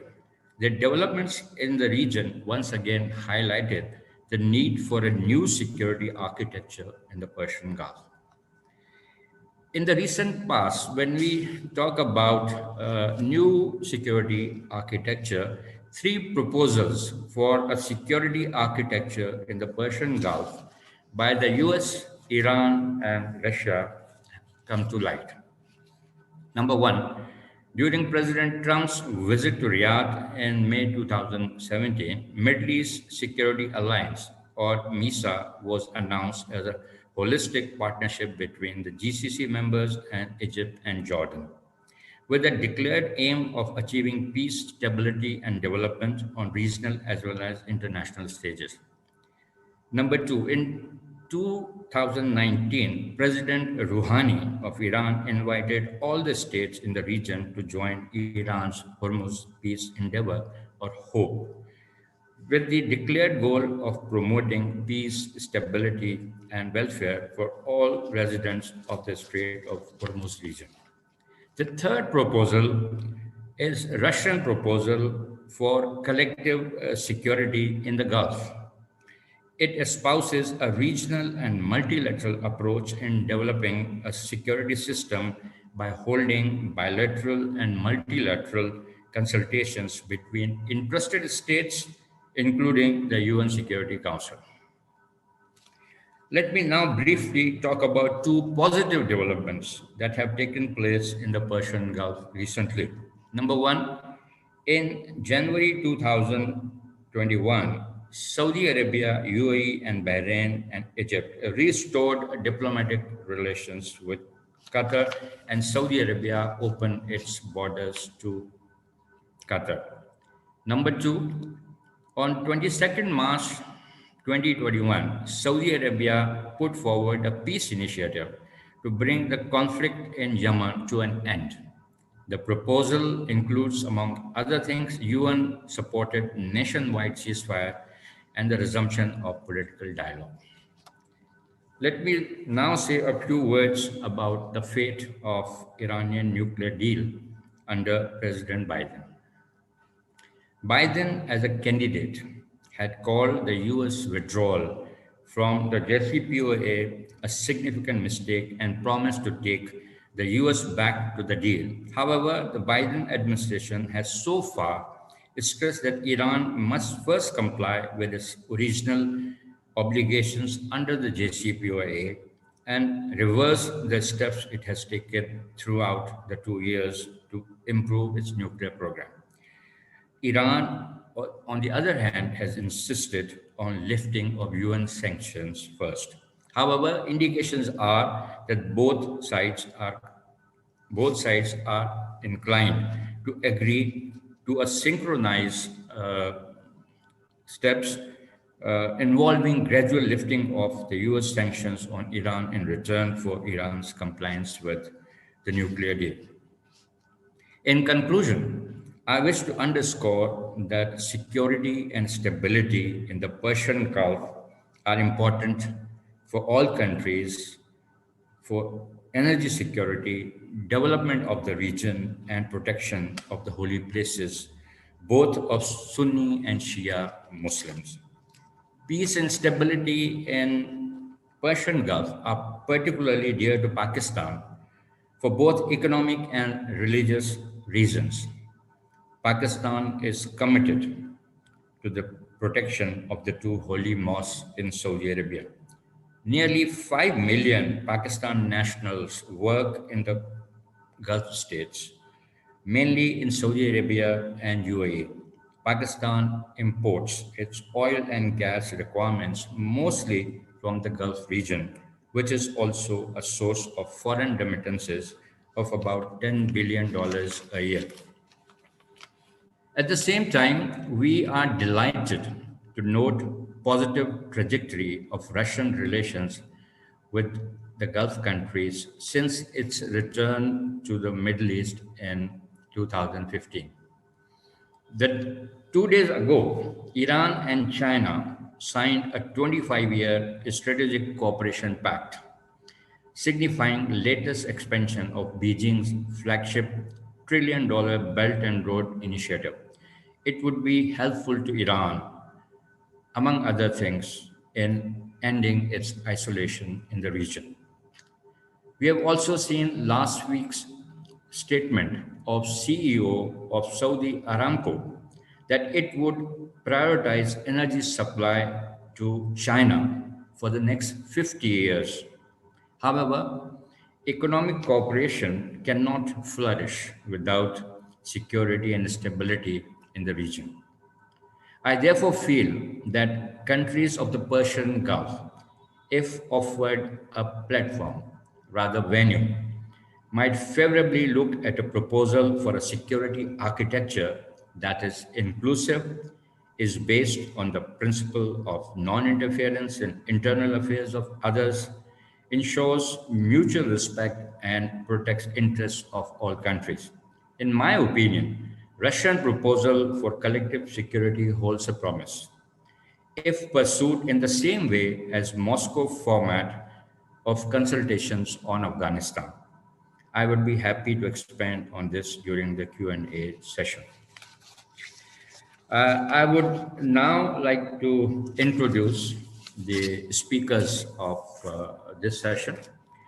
Our first speaker is Dr. Vasily Kuznetsov. He is head of Center of Arab and Islamic Studies, Institute of Oriental Studies of the Russian Academy of Sciences, and also a member of RIAC. Our second speaker is Ambassador Arif Kamal. He is a former ambassador to Qatar and a very seasoned diplomat. He is a member of the advisory board of Strategic Vision Institute. Our third speaker will be Dr. Julia Roknifard, Assistant Professor, University of Nottingham, Malaysia campus. She is also a member of RIAC. Last speaker of the session is Ms. Ayosha Khan, a Senior Research Associate at the SVI. So thank you for bearing with me. And now I would like to offer the floor to Dr. Vasily Kuznetsov. Please. Thank you very much, Your Excellency. Thank you for your very interesting and I would say comprehensive introduction in the topic, and for your perspective of the problem of the security system of the security situation in the Gulf. We have 4 discussion points in our program. I will try to say something on every of it. I will start with some general problem on the regional security architecture. If non-exclusiveness of in the Persian Gulf is possible to achieve or not. I think that one of the general problems of the regional security in the Persian Gulf and in the Middle East as a whole is that since the decolonization, the security system in the region has been based on exclusiveness. It's always was an exclusive system, and I think that now, while we are discussing the positive of some comprehensive or inclusive system, the problem is that we have to change the regional political culture, the regional political tradition.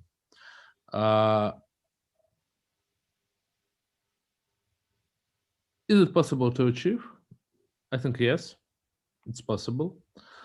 Finally, if we take European experience, European political system, regional system also for centuries had been exclusive. Then everything has changed. But Europe had to pass through very difficult and very painful time to rebuild a regional political system. I think that while we're talking about Iran and Saudi Arabia, because sure, the main problem of the regional political system is the Iranian-Saudi relations and not other tracks. If we take this case, one of the problem is the problem of that we, until now, we don't know how to analyze. We have two, I will say, we have two perspectives to analyze the problem, the issue. The first is the religious. The second is the analyze through the prism of national competence of two nationalisms. Is the region, if all the members would be agree that the problem is not in the religious competence, not in the concurrence between Shia and Sunni, but between two nationalisms, it will be easier to resolve the problem. Because finally, the world has very good and positive and productive experience of building regional architecture where all the elements share their own national identities and national ideologies. But if we try to build the system on the basis of the religious competence, it will be much more difficult, because competence between two forms of religion is a zero-sum game. It's never it's impossible to find any compromise. I think that in both countries, in both I would say political elites, there are different perspectives of the regional situation and different motivations of their foreign policies. We can't say that there is only nationalisms or only religious motivations from the both sides. There are both. So while working with these countries, all the external actors should try to support these national motivations and not the religious. It's the first problem. At the same time, taking into consideration this experience, the regional experience of exclusiveness, I don't think that today it would be reasonable to talk about some comprehensive or inclusive system. It could be comprehensive, but it can't be inclusive. I think that in Russian proposal, Russian concept of the regional security system in the Gulf, there is very productive, potentially productive idea that the process of the regional security building should be a step-by-step process. I think that we can, for the moment, we can't, there is no reasons to discuss the perspective, the prospect of any regional conference on the security system or something like this, on some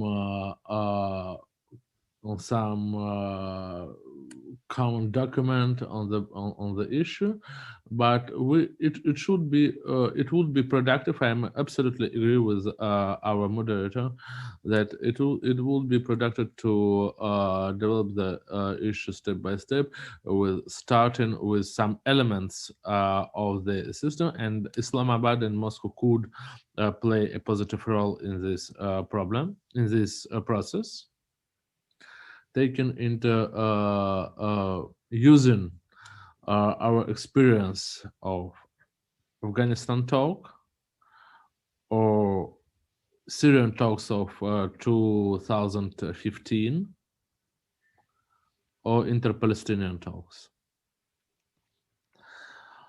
I think that one of the elements of the new regional system, which we can start with it could be maritime security.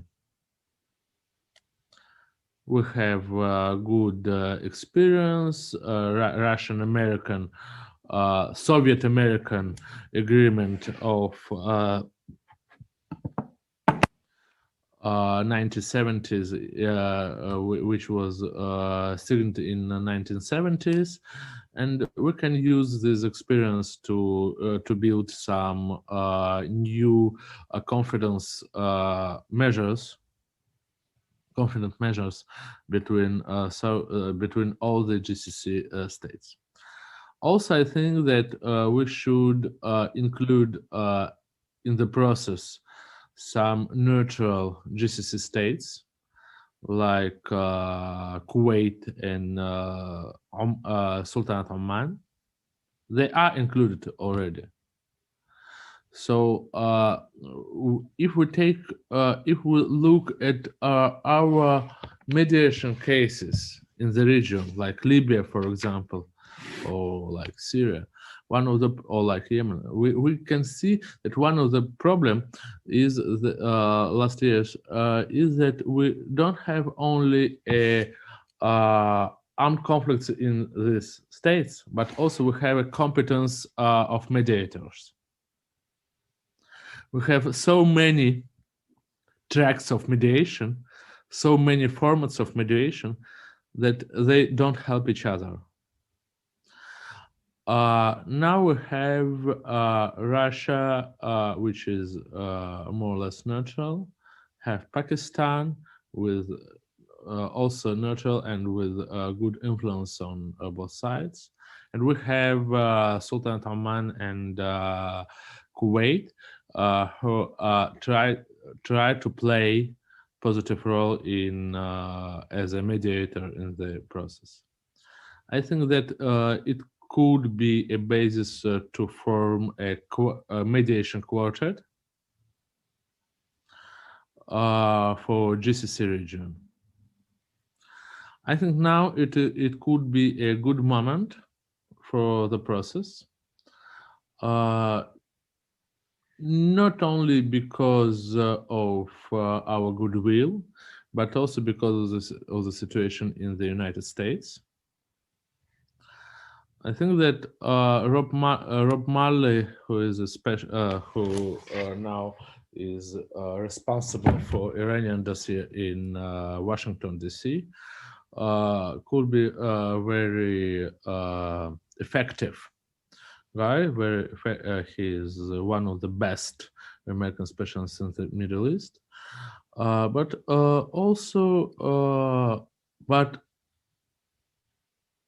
foreign politics and especially Middle East isn't a priority for this administration for the moment.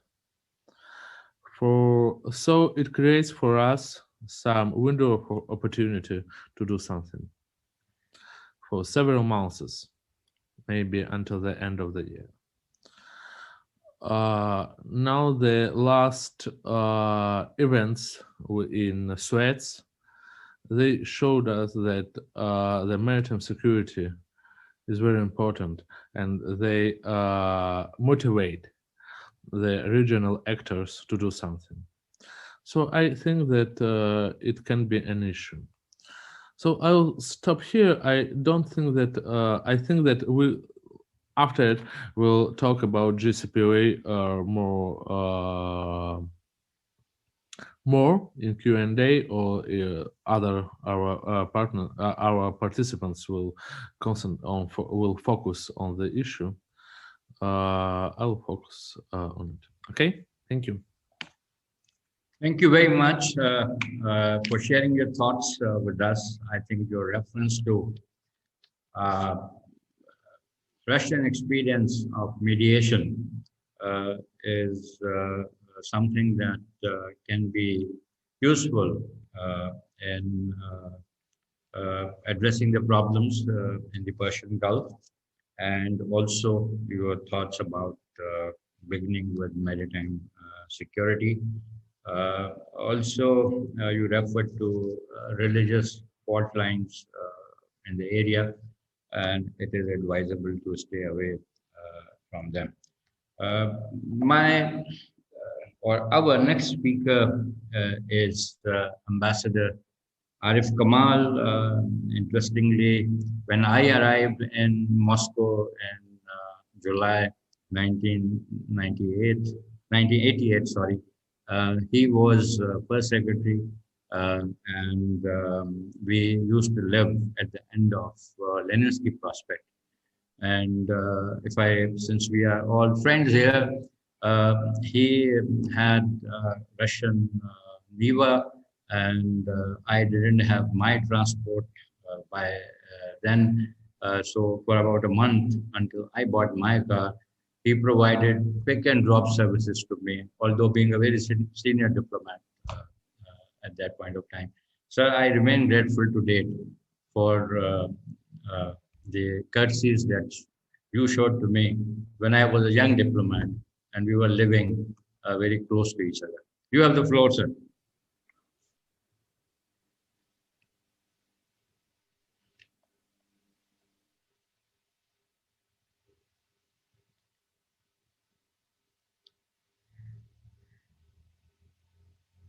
Can you hear me?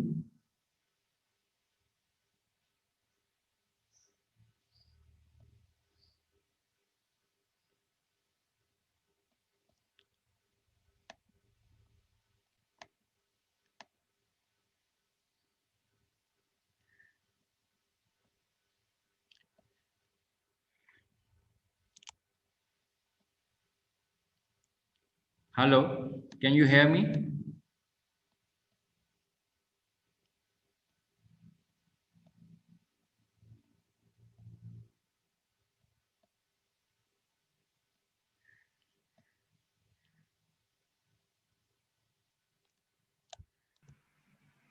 I think maybe some technical problem because we don't have him with us. Maybe we can continue with the other speaker and then back to Ambassador. All right. Our next speaker would be Dr. Julia Roknifard, Assistant Professor, University of Nottingham, Malaysia campus, and also a member of RIAC. You have the floor.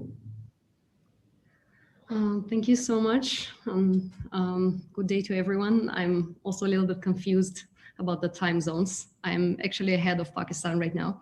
So for me, it's even deeper into the afternoon. I guess my role here today is to present a little bit from the joint paper that RIAC came up together with SVI some time ago. I think it was published in 2020 on, it was quite a long and hectic process of editing, on Russia, Pakistan, and the Gulf. And how can we put all of them together, and if we can find some nodes of effective interaction. Unfortunately, my other colleagues from who also worked on preparing the report, well, Ruslan is here, but we don't have Grigory Lukyanov and Wakasjan, unfortunately, so I will have to represent them all, I guess. But Ruslan, I hope you can correct me if there will be anything that I'll miss, but definitely needed to be said about that. I also wanted to note that I guess we all would like to see some comprehensive picture of what's happening in the Middle East right now, and how Russia and Pakistan fit in there, and can we find some points of interaction for us and do something productive together, apart from you know, a little bit here, a little bit there, and we are trying to collect it together as pieces of a puzzle. But I'm not sure how much it's possible, and even I think in the report that our colleague Vasily Kuznetsov is going to present to Valdai Club tomorrow, you're not coming up with the comprehensive description of the future Russia role in the region.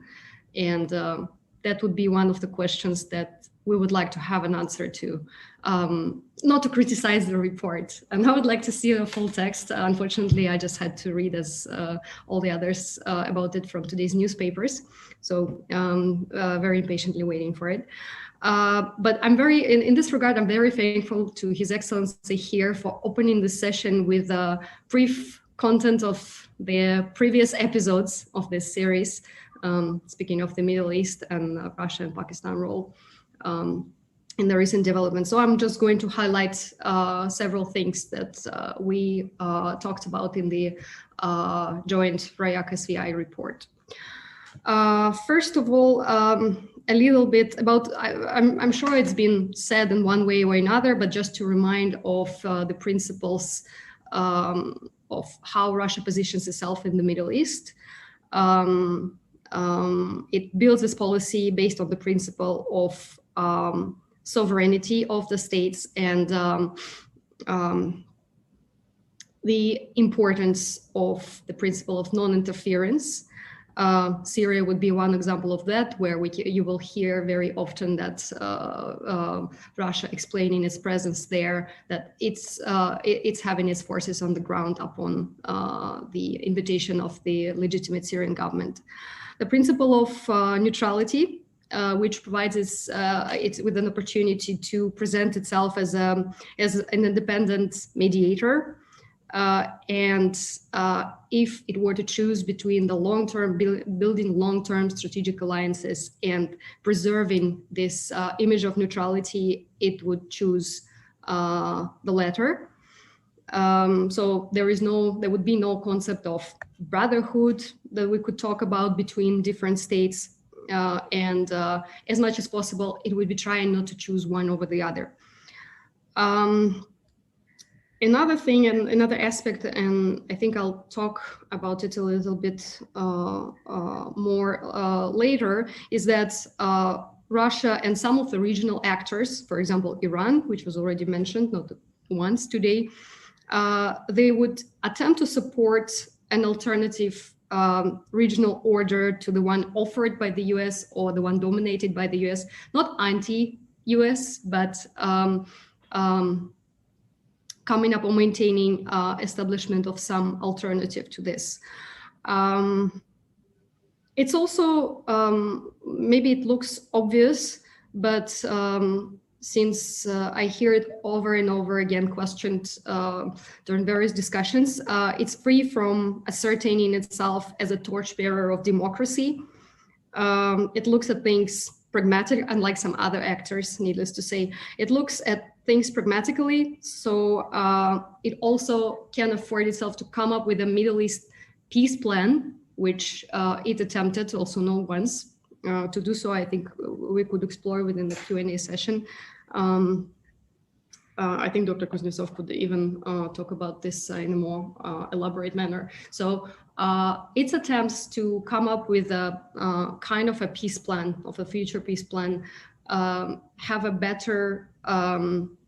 better chances to be perceived in a neutral manner without excessive emotions, since it was adhering to the principle of neutrality so well. Don't take me wrong, I'm not a mouthpiece of propaganda here. And right now, me and my American colleagues, we are working on some project which is dedicated to Russia and the United States countering terrorism in the Syrian chapter. And we've heard during the course of our research, we've already heard a lot of responses to our request for an interview of a kind that President Putin eats newborn for breakfast, so we're not going to talk to you. So don't think that I'm trying to promote some kind of a line here.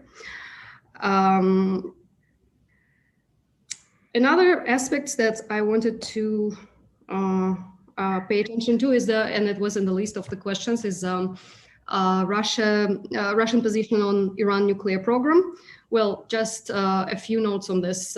First and foremost is that Russian position hasn't changed for a long time.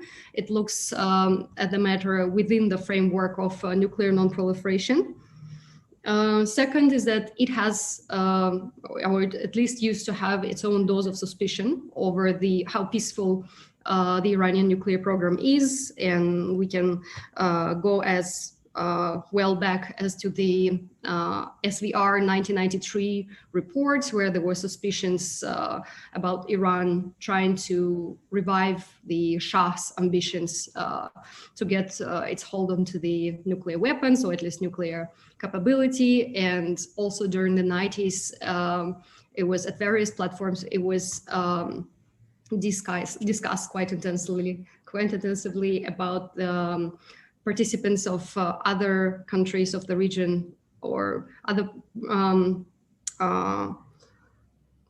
nuclear, other actors within the system of nuclear non-proliferation or proliferation. And of course, Pakistan's name was one of them, among them. So when Iran also came up with its Natanz reactor in 2002, it also undermined this trust that it was able to build with Russia and to gain its support on the nuclear program track.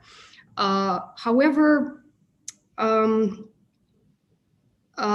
with the lack of information confirming the real intentions of confirming the intentions of Iran to get the hold onto the nuclear weapons, Russia always stood for that, for treating Iran as the full-fledged member of the international system. And for that reason, it's been taking the side, not Iran's side, but the side of the JCPOA as an international document, in negotiation of which it's played a significant role. And the eventual plan was also based on some previous ideas suggested by Russia. With Iran, nevertheless, it has, unlike some of politicians on both sides, although probably more often on the Iranian side, would like to see that our relationship is of a strategic character. It's not, but we've seen a number of fruitful interactions, maybe tactical ones, or of course, if we talk about this different version of the Middle East as an alternative one, then it could be called strategic. Otherwise, it would be rather tactical or ad hoc ones.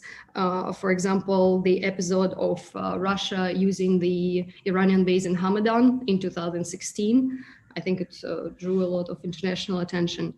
And of course, Russia's pragmatic attitude to its relationship with Iran as well, since it has its interest in there in the sphere of peaceful atom. So on the one hand, that's an economic interest, but that's also a matter of prestige. And it's again a matter of standing for something alternative, not the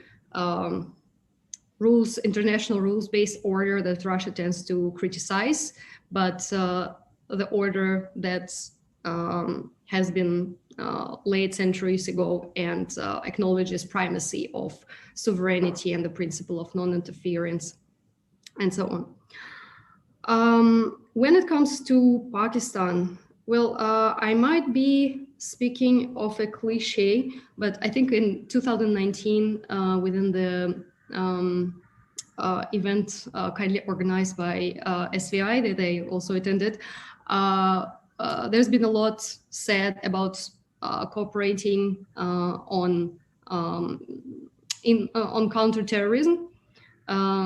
Again, it might be a little bit of a cliche, but in view of Pakistan, quite fruitful and economically well-backed cooperation with China, in view of the recent agreement signed between Iran and China, I think we could very well talk about the joint effort on counterterrorism for at least these four actors, as Pakistan, China, Russia, and Iran, probably on such a platform as SCO. And luckily, it's already accumulated a number of documents where the parties confirmed their adherence to counterterrorism effort. And yeah, and in an attempt to wrap it up, I would like to come back to my previous point on this idea of creating or building or allowing to the current security order to evolve into something that is envisioned by regional countries such as Middle Eastern countries, Russia, and Pakistan as well, as a sort of an alternative is good. And it's often that I hear from the Pakistani colleagues the support in favor of such an idea. Or there was an episode at the end of 2019 when Prime Minister Mahathir rallied Imran Khan and President Erdogan into supporting his idea of a sort of an alternative to the Organization of Islamic Cooperation. Unfortunately, Imran Khan, for quite natural reasons, could not, had to excuse himself from attending the summit. Nevertheless, he came back later to explain. So to have this kind of idea is good, and I can observe support for this kind of idea. But at the same time, it needs to be backed by something stronger. We can see that nothing came out of the KL summit and this possible alternative to the OIC, which Russia was looking at it with quite an interest as well, as far as I remember.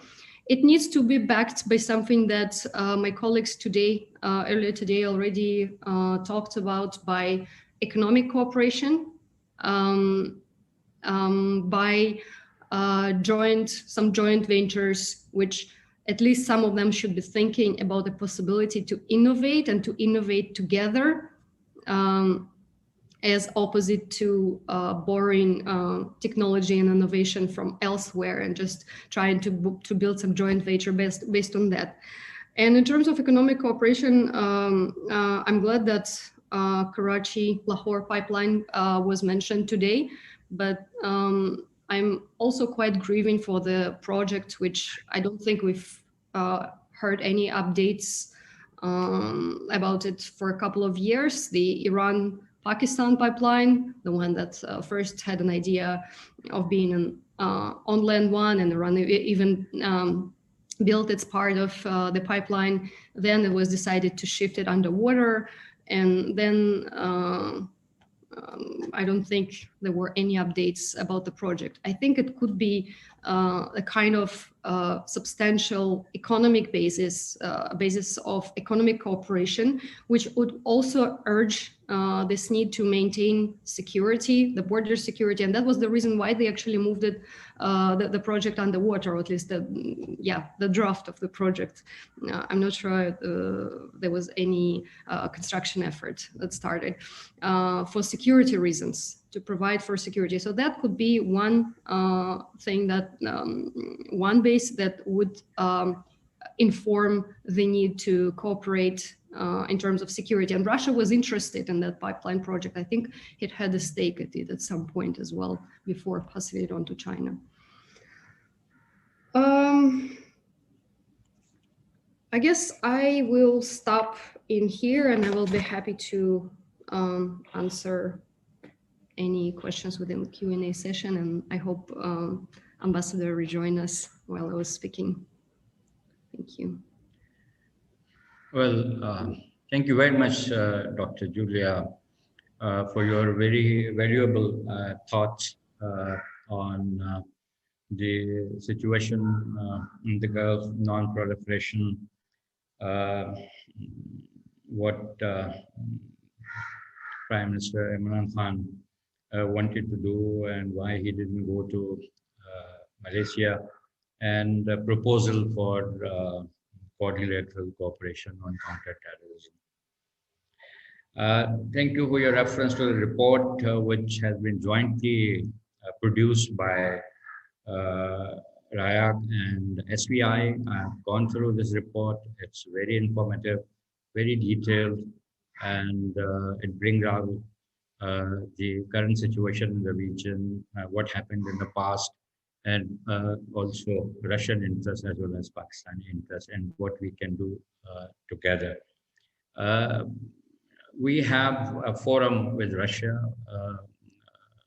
We have several mechanisms with Russia to discuss various issues, including non-proliferation issues, counter-terrorism issues, and I would certainly convey this proposal for a quadrilateral cooperation to our diplomats in Moscow and Islamabad to consider this in or discuss this in our future deliberations.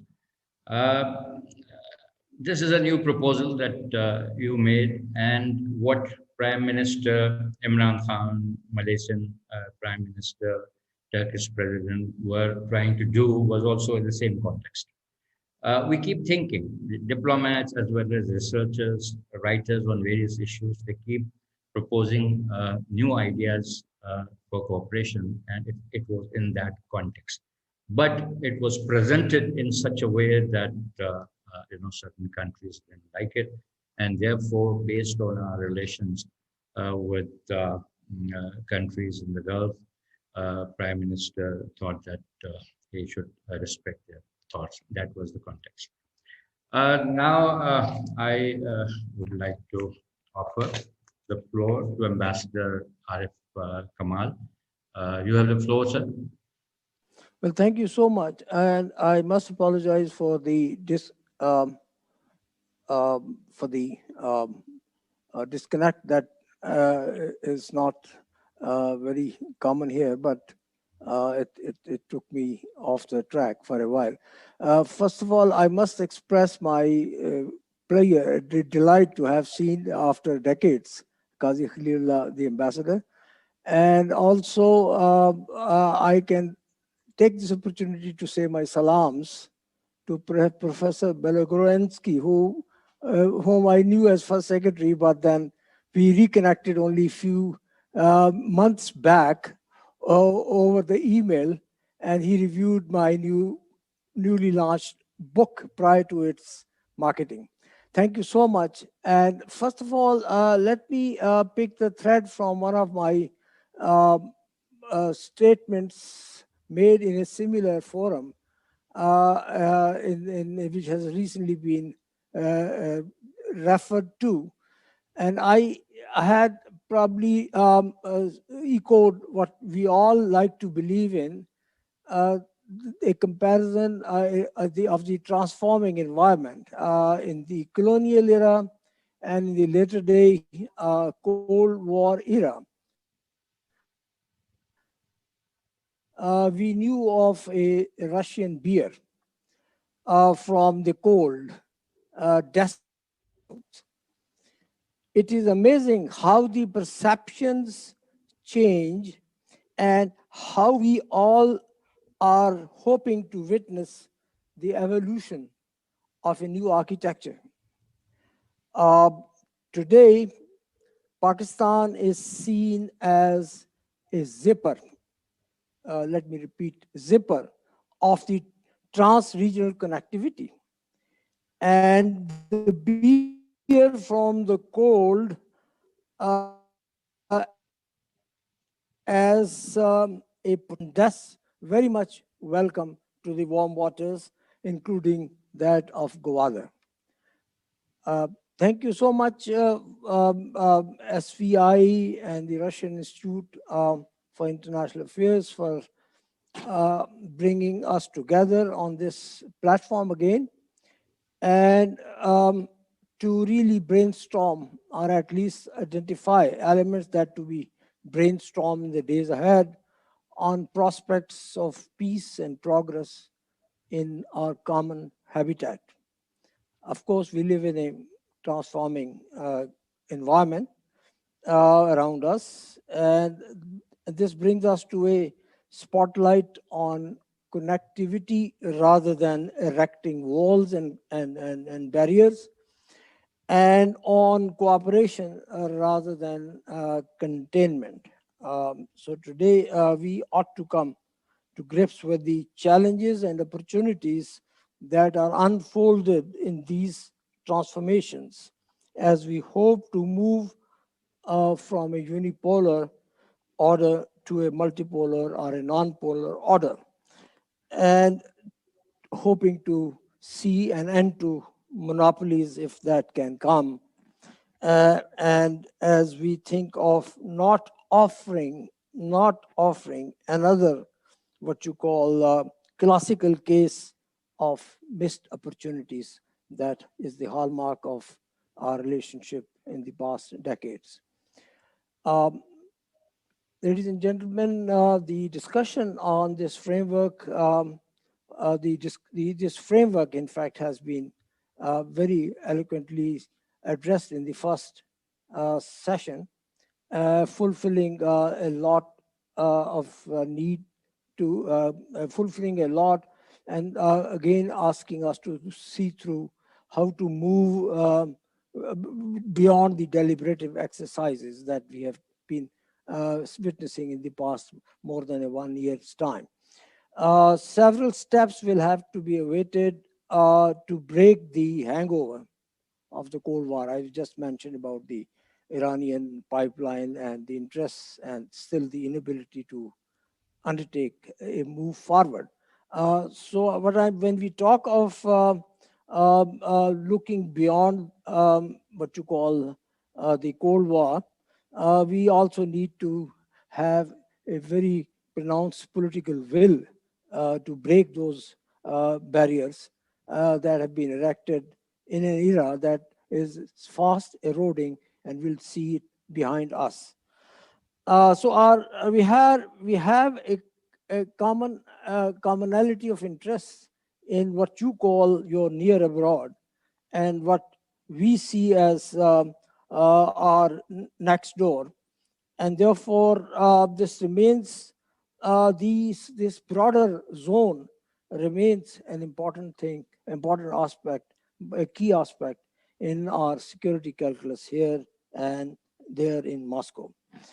And therefore, I think the search that we call, that I like to call as a shared objective of looking for sustainable peace and progress. So I think it will be very much legitimate in these in the quest that we have for to strive for a safer and a progressive world. It will be legitimate in our common neighborhood, from Indus to Suez, I may call it, or from Caspian to the Straits of Hormuz. So I think we need to keep in view in this discussion, and I think that's been already stated in many ways, but someone has to really take the wrap up and see how we can link it up, all that in one chain. I think the idea that comes out of on the architecture is idealistic, yes, but not very far away from today's contemporary transforming environments. It may seem to be a theoretical emphasis of today and not very much practical, because people are more obsessed or overwhelmed, I would say, with the hotbeds of conflict that continue to exist. We know of Afghanistan is not yet an end product. We see the what you call the Persian-Arab rivalry at the two sides, two flanks of the Gulf. We also see what is being missed here and missed elsewhere in the discussion fora, that there is a widening gap between the power elites and the street. And that too is an important factor that has to be taken into consideration in any security calculus if you are looking for a longer term and sustainable peace mechanism. Then, of course, people seem to think that the Palestinian dilemma, the Palestinian situation has been backtracked, but we do not seem to appreciate that this is a cause of the have-nots, and it has the potential of linkage with others in the arena. And therefore, any turning of backs on this issue would also have implications. Again, I think that from these hotbeds, one also cannot really foresee any departure from the roles which the extra-regional powers are playing in this region. So if we are talking of a security architecture that would be sustainable, I think the question would come time and again, even if we just forget about it for the time being, are the foreign military bases in the Gulf. Now, this is my personal view, and I don't represent the government. But then I think that as long as you have active engagement of the distant neighbors in the region, you cannot foresee freedom of the competing powers, the competing regional powers, to engage with themselves and to gain from a dialogue amongst themselves, see the models of how the infighting ended in Europe of hundreds of years, and how they started really agreeing to do's and don'ts of their own new time, and of how to regulate the affairs from an accent on economy. So I just say this because these are the ideas that have already been articulated. But I think one needs to see that there are 4 or 5 dimensions to the Gulf architecture building, even if it's incremental, it moves ahead and it's faster than we think. But I think the nuclear dimension is, of course, one. And then, of course, the security of the waterway and the passage is important. If there we are trying to build a consensus from within the region and with the forces that are at play, and they do not necessarily belong to the region.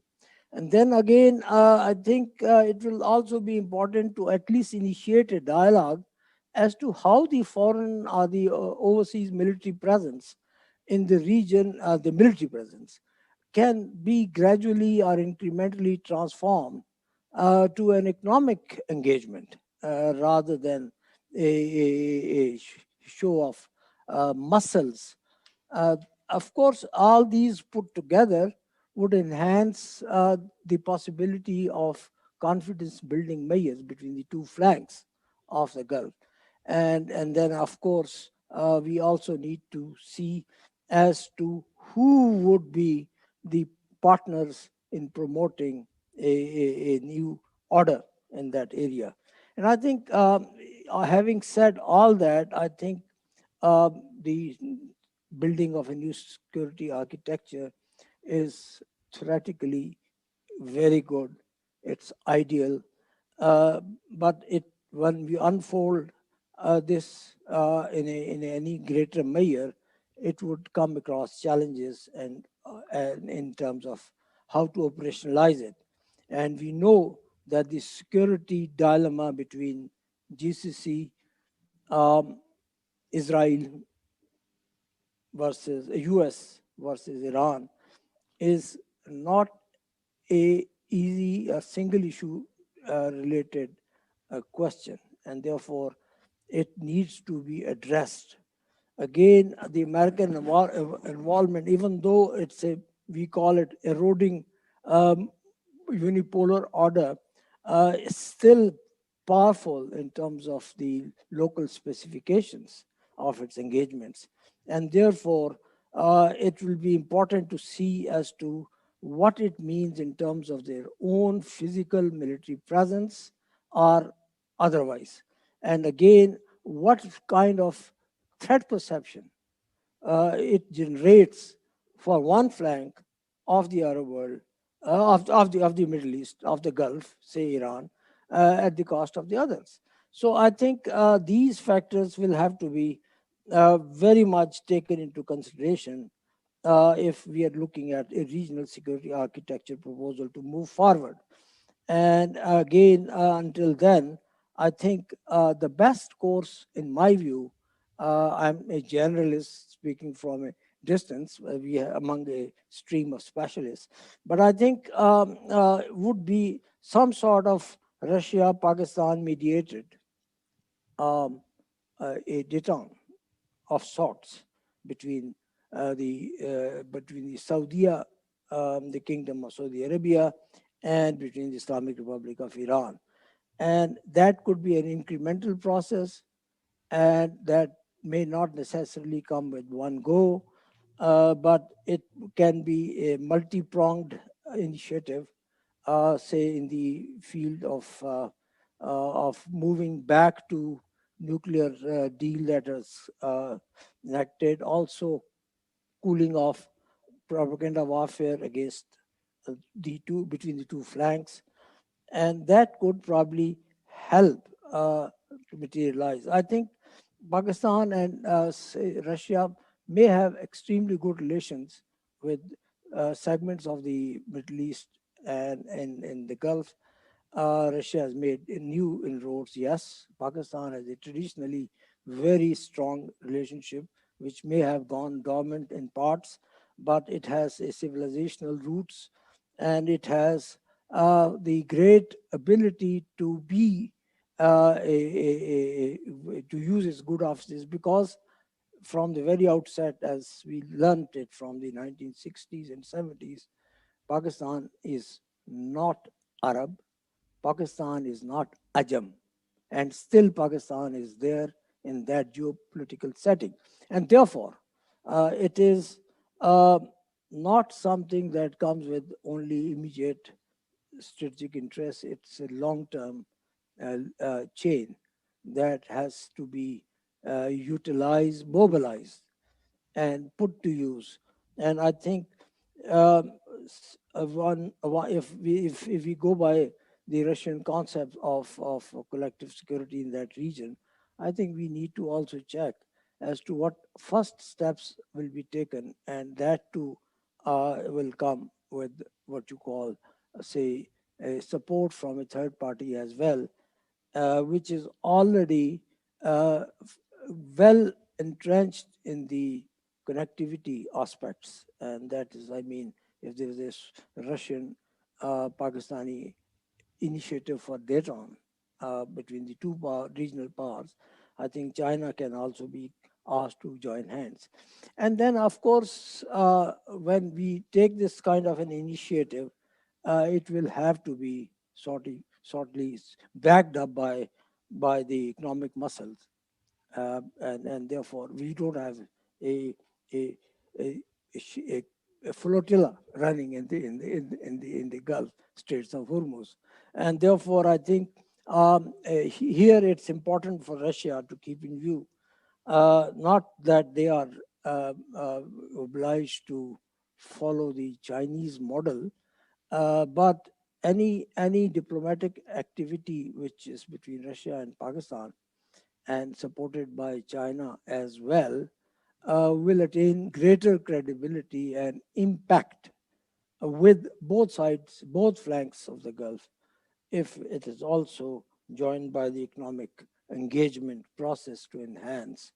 And I think here Russia has to rethink what it's been planning to do and how big and how small. I don't want to be, on your, taxing on your time, but I must emphasize that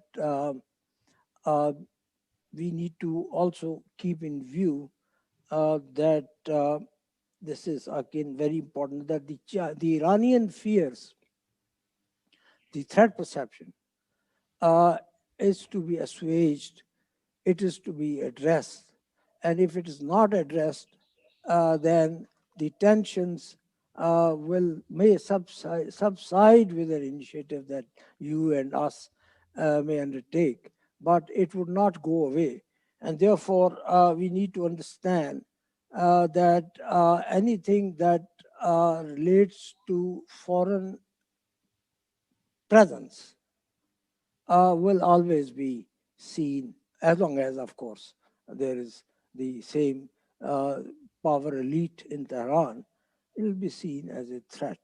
And that too also would necessitate that the major powers also take into consideration the process of a dialogue amongst themselves and with Washington, because it's not just enough to revamp or to wishfully think that the nuclear deal will be revamped. In fact, the nuclear deal has all the ingredients to take care of one aspect of the threat perceptions on the Arab side of the other. But then to bring it back, I think there are a few aspects that need to be kept in view. First of all, it's not just the Americans. I think the Russians needs to talk to other signatories and see how they can make a common cause in bringing it back. I think the Iranians and the Russians are and the Americans are looking at who will take the first step. And I think a lot of time has been lost, will be lost in that process as to who moves first. But in having said all this, I think there is enough food for thought for us to skeleton something with that will come from the as a recommendations from SVI and from their counterpart in Moscow. Thank you so much. Thank you, Ambassador Arif Kamal, for a very interesting and balanced presentation. It contained many themes. I was particularly pleased to see emphasis on connectivity and development. This is what we as a region, including China and Russia, are trying to promote. We have common interests in Central Asia, that's given. And thank you for suggesting elements for a new security architecture, which should come from within, and the foreign military presence should also, in due course, think about the economic engagement, as China is increasing its economic muscle and not using the military muscle, and that is helpful, and that improves the environment and what you call common habitat. Your proposal for mediation between Saudi Arabia and Iran is well taken, and in addition to China that you yourself suggested, I would also suggest the US, because it is the security provider in the region. In the case of Afghan Moscow format on Afghanistan, we have also seen that all three powers, China, Russia, and the US, are present, plus all those countries that are most relevant. So this is a good model for us, and that can be used. Our last speaker is Ayosha Khan, and she works in SVI. And let me also welcome Dr. Zafar Cheema, President of SVI. After Ayosha, if you would wish to say something, we would welcome. Ayosha, you have the floor. Thank you so much. Can everybody hear me? Yes. Thank you so much. Thank you so much, Ambassador. The topic I'm given today is based on few of the important security concerns for Pakistan vis-a-vis Middle East, and regardless of that, there are few, but they are very important security concerns, such as the issue of non-proliferation, peace and security, and counterterrorism. The region's geopolitics is defined by instability and rivalry along some of the world's most divisive fault lines, which includes religious, sectarian, political aspects. And Pakistan is situated as the crossroads of South Asia and Middle East. It gets directly affected by the volatile situation in the Middle East due to geographical proximity and cultural ties of its population with Middle Eastern countries. Pakistan Middle Eastern policy is centered on its relation with other Muslim countries, where Pakistan's basic foreign policy option was to develop friendly relations with all other Muslim countries. In this regard, Pakistan opted and adopted the policy of neutrality whenever a conflict between the two Muslim countries erupted. Pakistan's Middle Eastern policy option is the product of its security concern, where Pakistan's major concern is to avoid or limitize the domestic fallout of interregional tensions from rivalry between Middle Eastern countries, while trying to maintain economic and strategic relations with these Middle Eastern states at the same time. So for security and stability in Middle Eastern region, Pakistan's effort and actions have been more geared towards preserving the status quo rather than altering it. And Pakistan's objective was not just to achieve security for itself, but also to achieve peace and stability in the Middle East. The intent was even mentioned in the statements by the Pakistan's current Prime Minister, when he stated that Pakistan should play the role of the healer and the pacifist in the Middle East. The intent was reiterated again by the Pakistan Special Advisor to PM on National Security in one of his interviews as well. Now, coming to the security concerns and prospects for cooperation. Today, one of the biggest security concerns regarding Middle East is the threat of nuclear proliferation. In this regard, recent development have highlighted the security concerns for Pakistan. Pakistan, despite being non-signatory of the NPT, has been involved in nuclear diplomacy and has been advocating restraint, non-discrimination, and responsibility in the international arena. But for non-proliferation and disarmament, Pakistan has proposed many actions to stop even nuclearization in South Asia, which include the proposal of nuclear weapon-free zones for South Asia, in 1990s proposal for mutual inspection of each other's nuclear facilities between India and Pakistan, bilateral ban on nuclear tests, Treaty of Zero Missile Zone. Even today, as an active member of the United Nations Conference on Disarmament, recently Pakistan presented an 11 points roadmap to build the global consensus on nuclear proliferation and non-conventional domains at national and international level. The special session on nuclear disarmament has unanimously agreed on it. Other than that, Pakistan is also adhering to Convention on Physical Protection of Nuclear Materials and Facilities and IAEA safeguards. So Pakistan's nuclear diplomacy is not only centered toward itself, but also entails the objective of strengthening non-proliferation efforts in the global arena without undermining the legitimate security concerns of the states. The withdrawal of US from JCPOA and its effects of its secondary sanctions, the continuing confrontation over Iran's nuclear and missile program has provoked several strategic uncertainties in the region. Moreover, interest expressed by the other Middle Eastern countries in acquiring nuclear technology and Israel's nuclear program is also considered as the biggest threat in the nuclear weapon biggest threat or a hurdle in the future of a nuclear weapons-free zone. In this regard, UN draft resolution on the risk of non-proliferation in the Middle East was drafted, and it was accepted by many nation states, but nothing significant has done so far on it.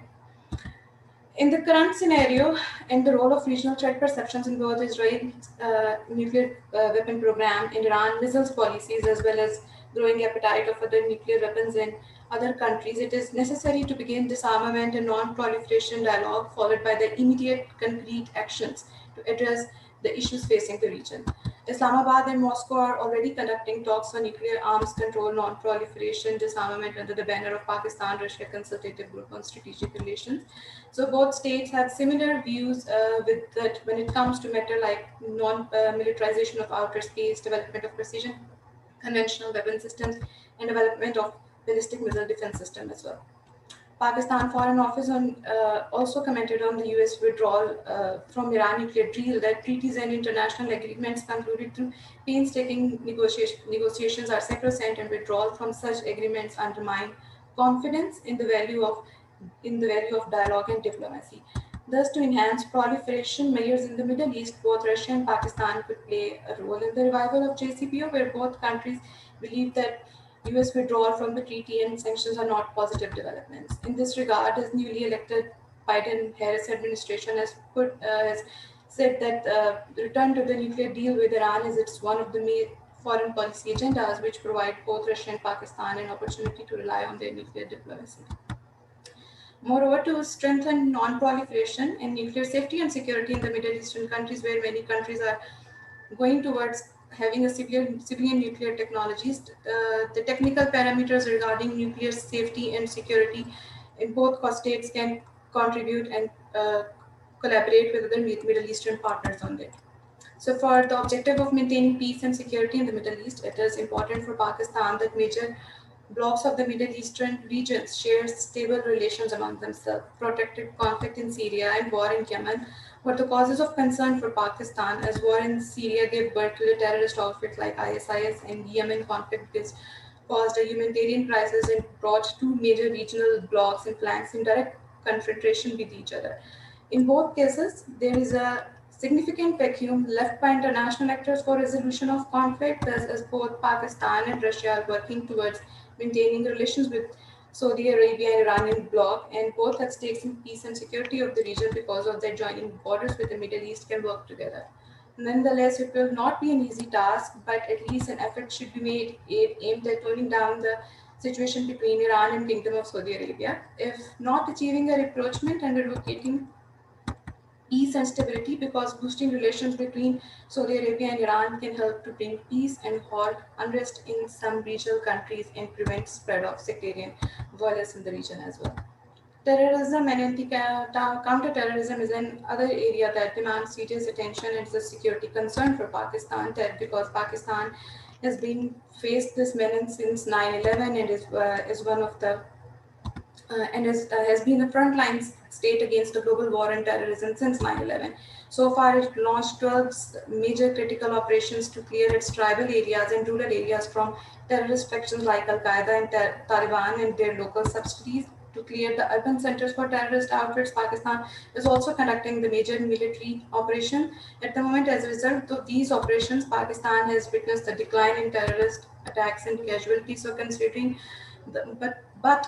the porous borders of Pakistan, influx of terrorist outfits from Afghanistan and Middle East is becoming a serious concern for Pakistan.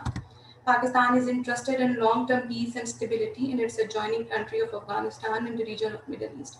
In this regard, both states, Russia and Pakistan, have been conducting military exercises with special focus on counter-terrorism efforts. In 2018, both countries planned to establish a commission on military cooperation to counter Islamic State threat in the region. So as a way forward, as both countries have suffered immensely at the hands of terrorism and they can cooperate with each other in combating this threat, Pakistan and Russia can formulate joint mechanism for intelligence sharing and joint operations. This move would have a profound impact on the regional anti-terrorism search and complement the international counter-terrorism efforts as well. So this is all from my side. Thank you so much, Ambassador. Over to you. Well, thank you very much, Ayosha, for sharing Pakistan's priorities and perspectives on various issues that are relevant globally as well as regionally, including non-proliferation, arms control, counterterrorism, economic cooperation, etc.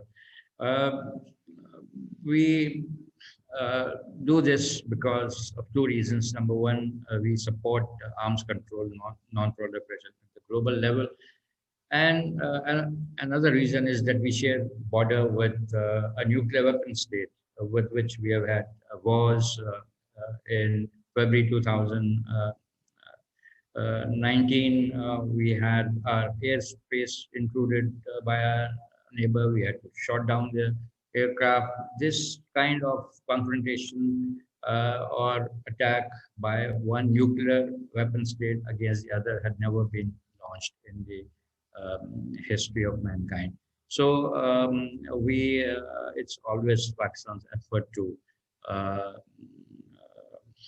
tell the world, share our thoughts, the world, that arms control and non-proliferation issues and strategic stability, these are very important and must be taken seriously, and due weightage should be given to them. We have consumed the time allocated to us very ably, but if someone wants to share comments for a minute or two, I think we can entertain.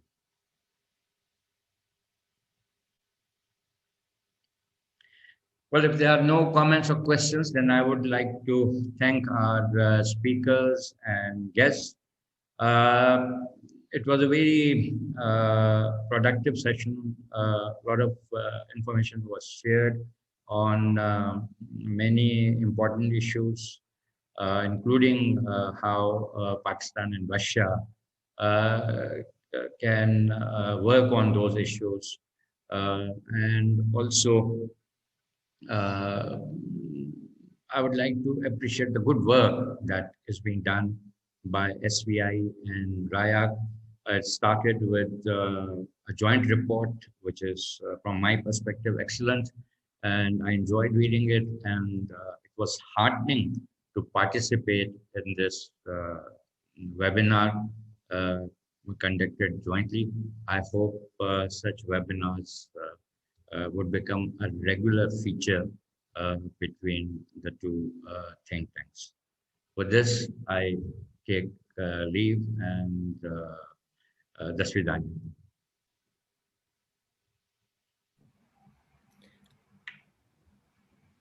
I would like to maybe give the floor for some closing remarks also to Dr. Zafar Iqbal Cheema, to the president of the Strategic Vision Institute.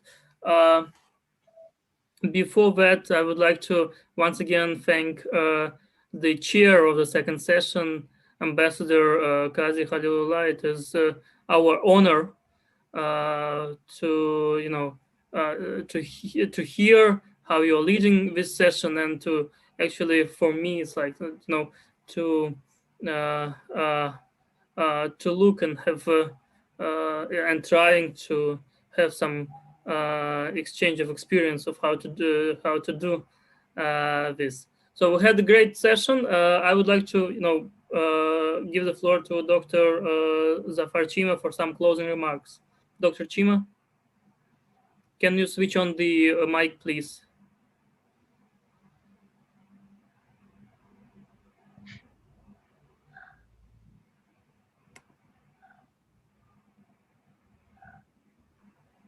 Yeah. Can you hear me? Yes, now yes. Okay, thank you very much.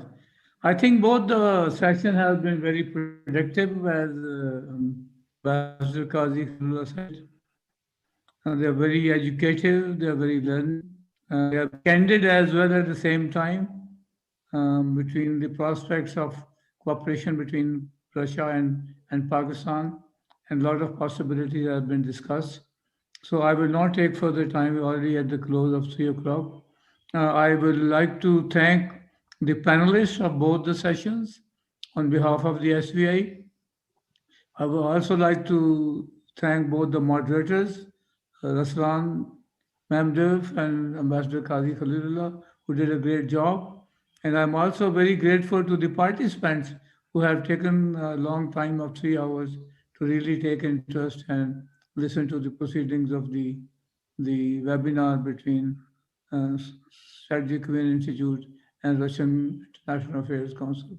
So my profound thanks, and especially my profound thanks to Russian International Affairs Council, Dr.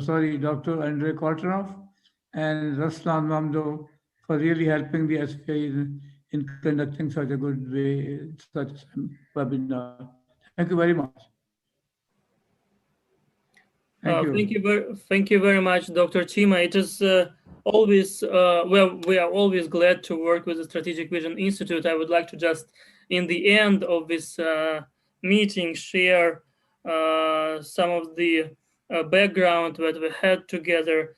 I mean, this the relations between Russian International Affairs Council and Strategic Vision Institute is continued, not for a year or two. I mean, we have a history already, and definitely thank you for mentioning that, me being in Islamabad, but many of our experts visited Islamabad for the recent years, and we're always glad to receive and to invite Pakistani experts to the Russian International Affairs Council. And not once Dr. Cheema himself visited RIAC, and it is our honor as well. From here, I would like to also give some thanks to our distinguished speakers of the first and the second session. I think that this discussion contributes greatly to the success of the analytical experience of the experts in Russia and in Pakistan. And I would like to also thank those who are watching us online here in Zoom via YouTube and Facebook page. The video is recorded and will be published on the YouTube channels of the Russian International Affairs Council and the Strategic Vision Institute. I would like to also thank those who developed and brought us to this meeting, the experts who contributed to the joint report, the concrete product that we made last year, and it was written and co-authored by Julia Roknifard, Grigory Lukyanov, and Mohammad Vakazjan. The last two participants are not presented today, but they made huge work together, moving to this report being published, and we really have a concrete basis in moving forward on that. Also, I would like to thank the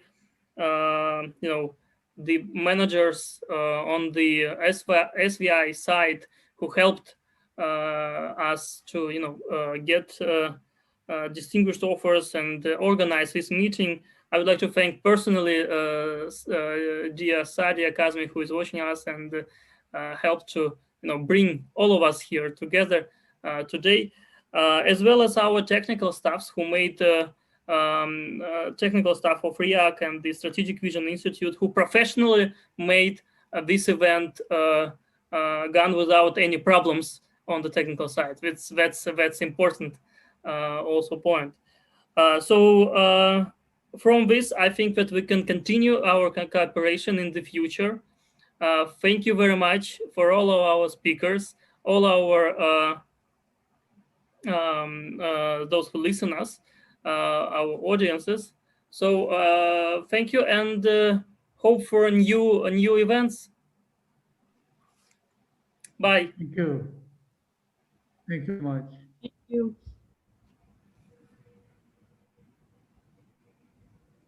Thank you. Thank you, everybody, and bye-bye. Bye. Bye. Hello to Ambassador Tariq Osman Hyder. He was my ambassador in Turkmenistan. Thank you very much.